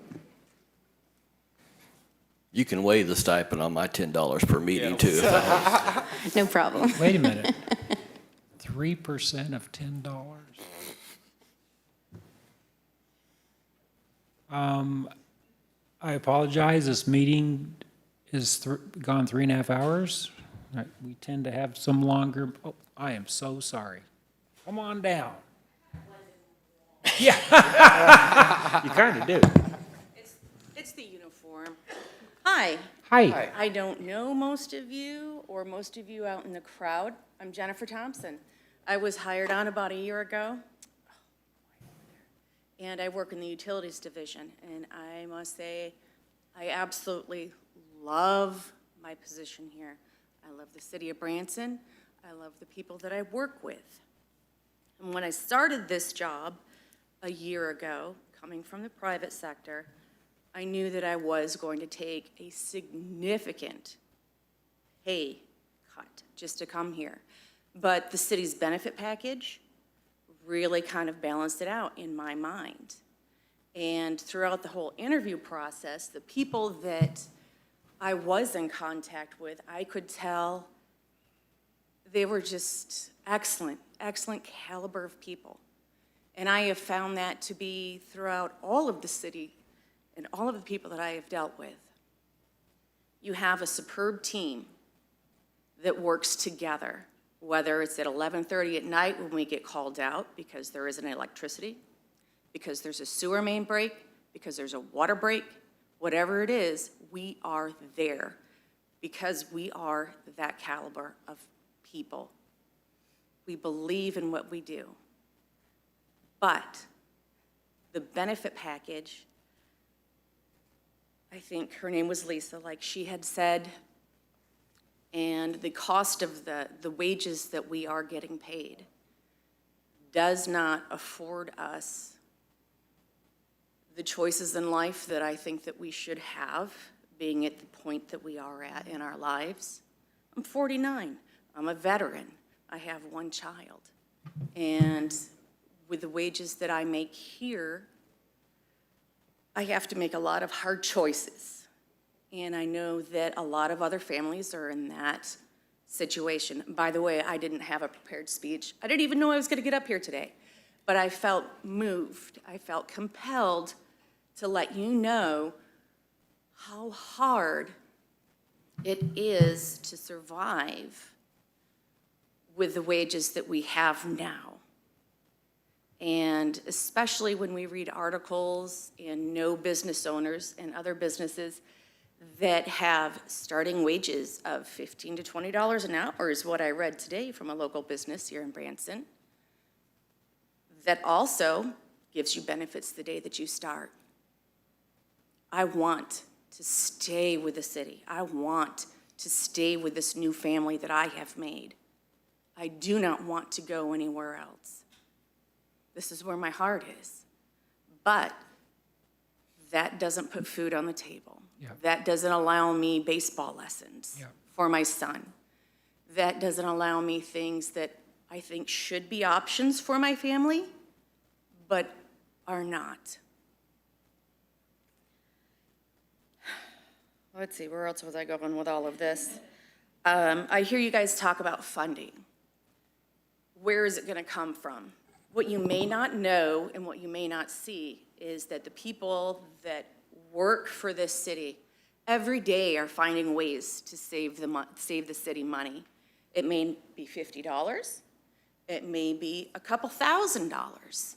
You may not be aware of that, but every day. I know that the other electrician that I work with, him and I are always trying to find the best vendors with the best product that's going to have the best warranty so that we can put new equipment in place for our emergency purchases that is going to sustain the city's needs, that's going to be there and not fail. We are always looking at ways to try and save the city money. We save equipment that we take out, VFDs, thinking that, okay, we can pick the pieces off of it that work. We might need this fan. In 2 years down the road, we probably will. With the budgetary restrictions that we have, it's very difficult. We don't even think about throwing anything away. Absolutely nothing. There again, that's us trying to save the city money.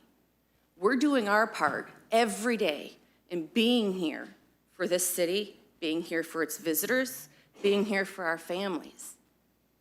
And I just hope and pray that the people and the process that is involved in our wages and our benefit packages are working as diligently as we are. That's about all I have. Jennifer, thank you so much for sharing. Yeah, absolutely. I think you're probably a great ambassador for a lot of the employees that work here with what you just said. Thanks. Thank you. And thank you for serving.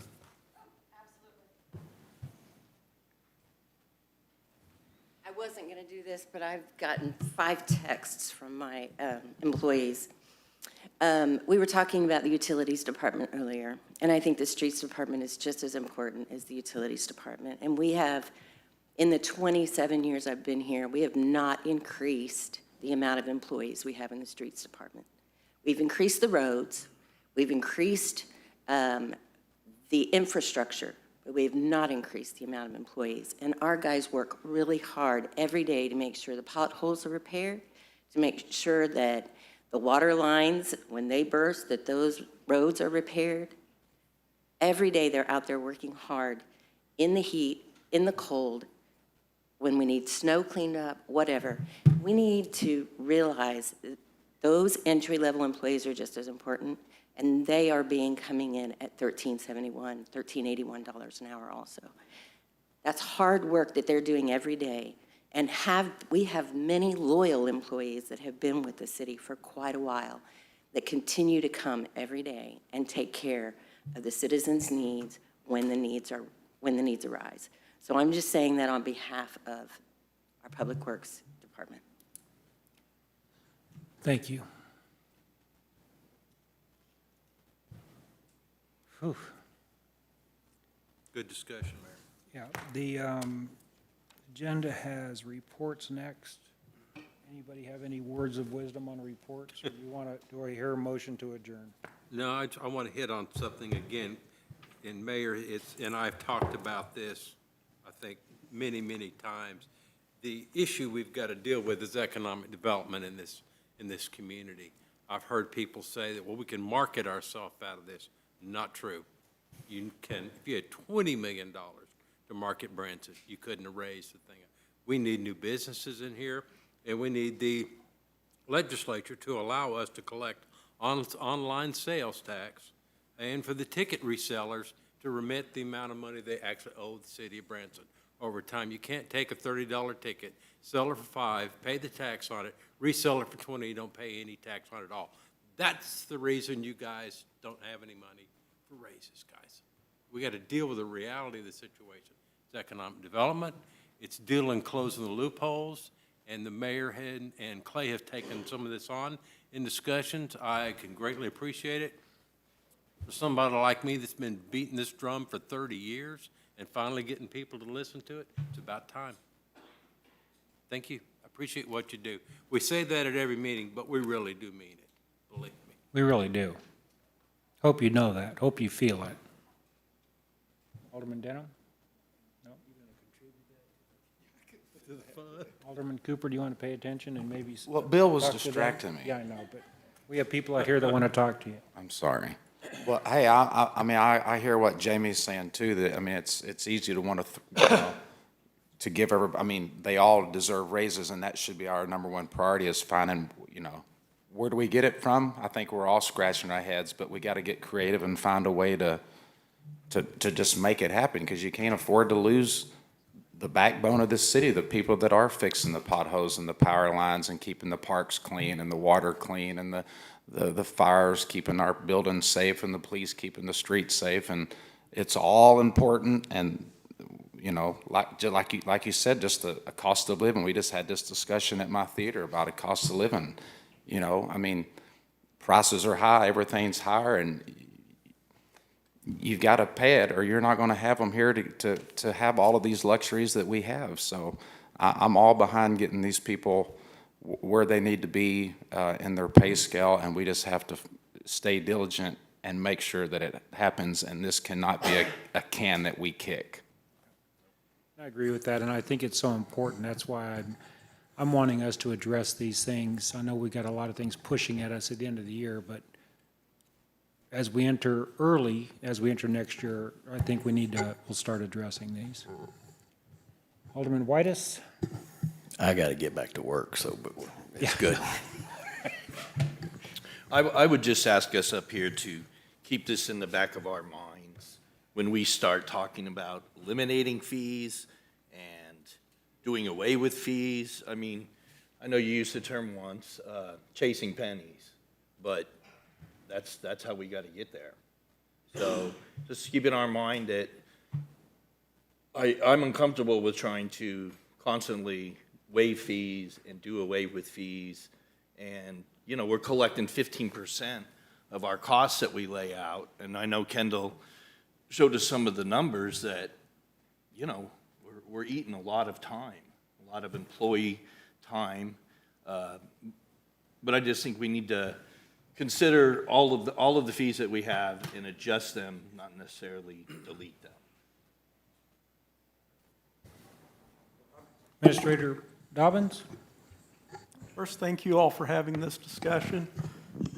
I know it's not easy, but, man, I've been here 10 years now, and the day I came in the door, I looked at the salaries just in the police department, because that was my world, and I said, I can't believe that as a patrolman, the department that I retired from started at $10,000 more a year at that time.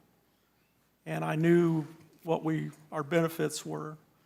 And then I took this job, which I'm still crazy for doing, by the way. And I started seeing the salaries that every one of you were making. You're right. This can's been kicked down the road too many times. That's why I put this on the agenda. It's why the only way we fix this, and there's no one fix. God bless all of you for staying with us. I mean that. But there is no one fix.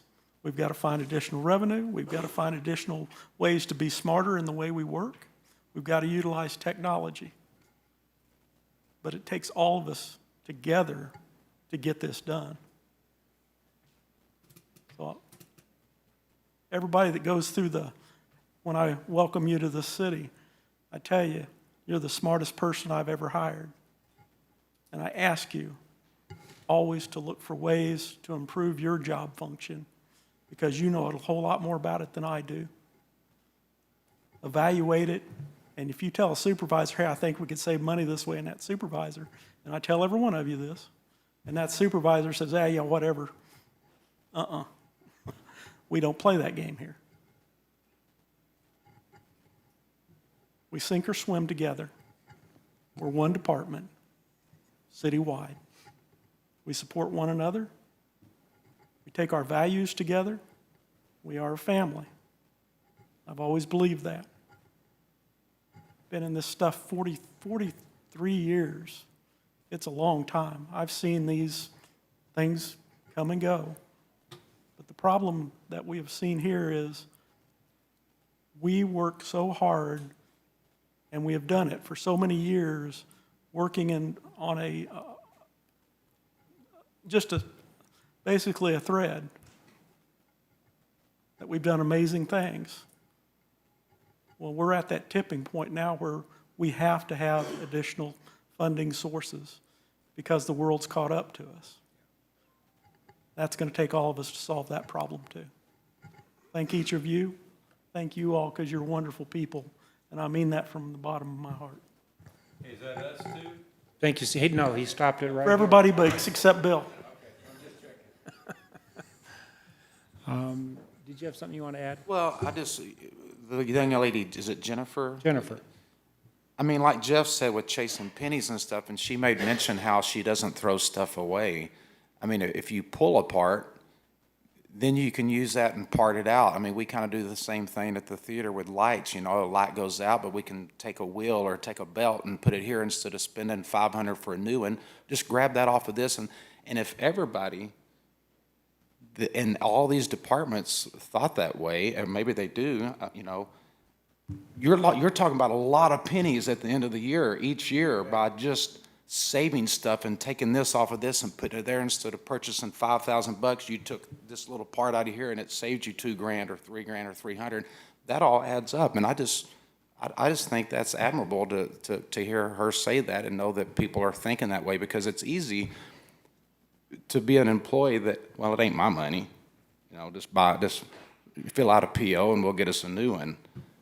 But when you have people like that think like that, that's so valuable and so important. And I applaud that, and it's good to hear that people are thinking that way. That's all. Thank you, everybody. I know these are tough and sensitive topics we're covering. Like Stan said, I am determined to look at long-term solutions. I guess in my mind, there's an immediate fix with these time restraints we have right now, but this needs to stop. And I'm sure I'm going to have the support from the board to make this better for all of us, because this is not sustainable, right? Thank you for your support. Thank you for your understanding. And I want to assure you that we have some real tough discussions, and our discussions are centered around making the best decisions for you within our city hall and our community. So thank you very much. Do I have a motion to adjourn? So moved. Second. All in favor? Aye. Opposed? Nobody's opposed?